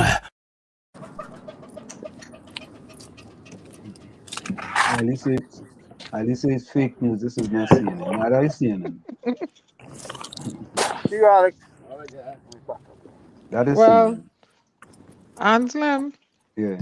He said that how, you know, they got a lot of money and they're going to take care of the 1 point something million. I'm going to say a good and night. Right? Where the money is, Anselm? Huh? And I want to remind people, and they will know what I'm talking about. I saw a documentary and thing, and I paid close attention. It said that Venezuela, Indonesia, and Trinidad and Tobago had the lowest oil prices for the longest period of time. And look at two of the three countries' economies that I've mentioned. That's all I'm going to say. So Haile, Caris, Rajvi, Haile, Caris, Rajvi, Nadia already gone. June. I didn't see Lana tonight, but I'm the Lana. And Rennie. Put closing comments in the chat. I didn't see you doing Julian tonight either. Put closing comments in the chat. So Rajvi, Haile, Caris, Joan, and Rennie. Put closing comments in the chat. What? Albert Montan said, I had a friend from Peru living in Canada, and he had to pay a heavy fine for not voting while in Canada, as he had to visit back home in Peru. What? You had to pay a fine? Okay. Rennie want to know young looking fake.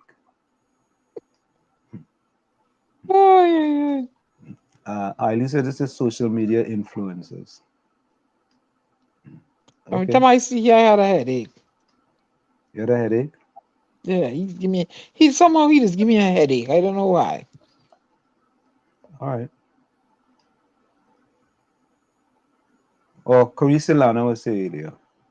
And Caris, put closing comments in the chat. Folks, of course, in the words of Martin Luther King, your life ends the day you remain silent about things that matter. From where I said this is it, the clock on the wall, so that's all I like to say, but I've got to go. Remember, hard work beats talent. When talent does not work hard, and for every 60 seconds of anger, you lose 1 minute of happiness. Go ahead, Tommy. Yeah, in the words of John F. Kennedy, we need men who can dream of things that never were. That's what we truly need in Trinidad and Tobago. A special good night to each and every one. And we'll convene our discussions on Thursday, God willing. Be safe. Okay, thank you.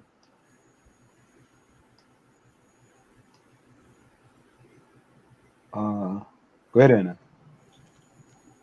Hi, Diana Benskin here, inviting you to celebrate with the Curab Junior Secondary alumni 1972 to 1975 at Roslyn's Banquet Hall, Ozonville Road in Tunapuna. When? Saturday, November 12, 2022. Cocktails from 5 to 6 p.m. Formal opening at 6 p.m., followed by dinner and dance at 7 p.m. 475 TT gets you all this.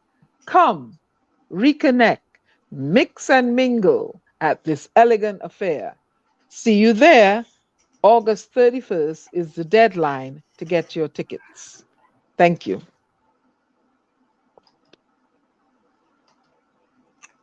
So there you have it, folks. Let me go to the Renner says we are all one people under the same sun. Peace and love to anyone. Rajvi says, good night, everyone.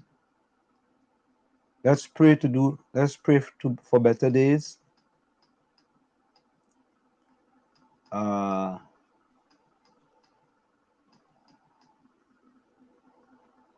Curry says, good night, everyone. Have a safe and wonderful rest of the week.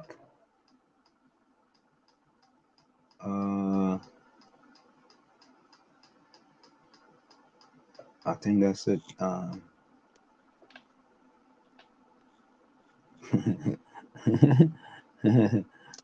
Diana, Rennie say looking hot and black. Oh boy. I just read any comments, you know. You know what I mean? Okay, Hailey says,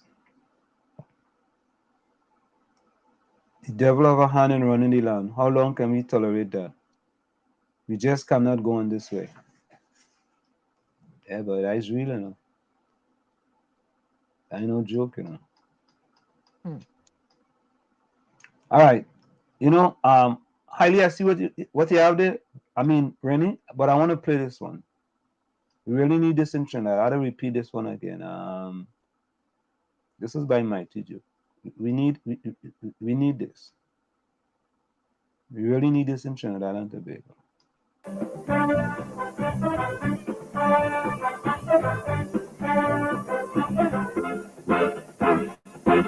I refuse to sit down and call me face. Too much of damn nonsense taking place.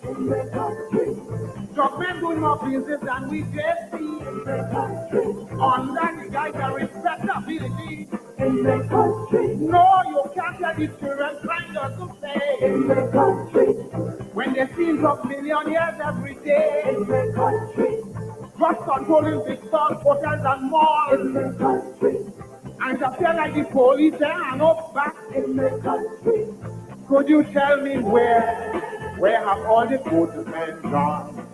Where don't they know what's going on? This country we love, heading on our way. Father, send us some guidance and leadership. Help, Father, lend a hand. Help, or send on a man. Help, tell we who to trust. Help. Father, please, you want help, help, help, help, help, help, help,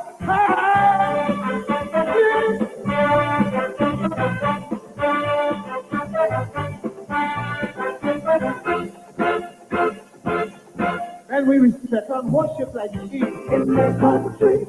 You never suspect the deep in the tears in the country.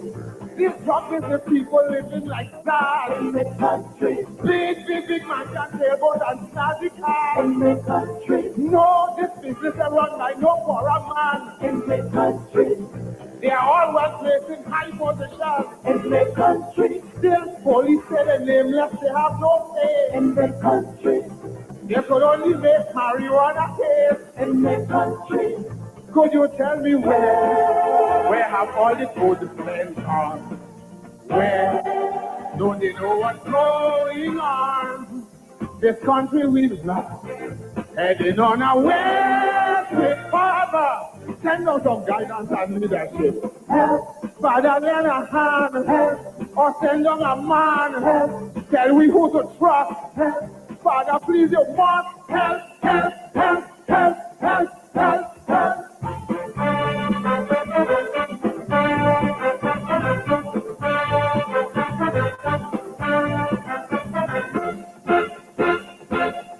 We are more drug business than barbecue in the country. Keep us at the lawyer telling them boo in the country. They're doing their do, moving in and out in the country. Drug money like glue, stealing people out in the country. If you go drug business, we coming first in the country. Drug is now the industry and commerce in the country. Hey, look for money dressed up in suit and tie in the country. Only watching and making police sweet eye in the country. Could you tell me where have all these good men gone? Where don't they know what's going on? This country we love, heading on our way to Father. Send down some guidance and leadership. Help, Father, lend a hand. Help, or send on a man. Help, tell we who to trust. Help, Father, please, you must help, help, help, help, help, help, help.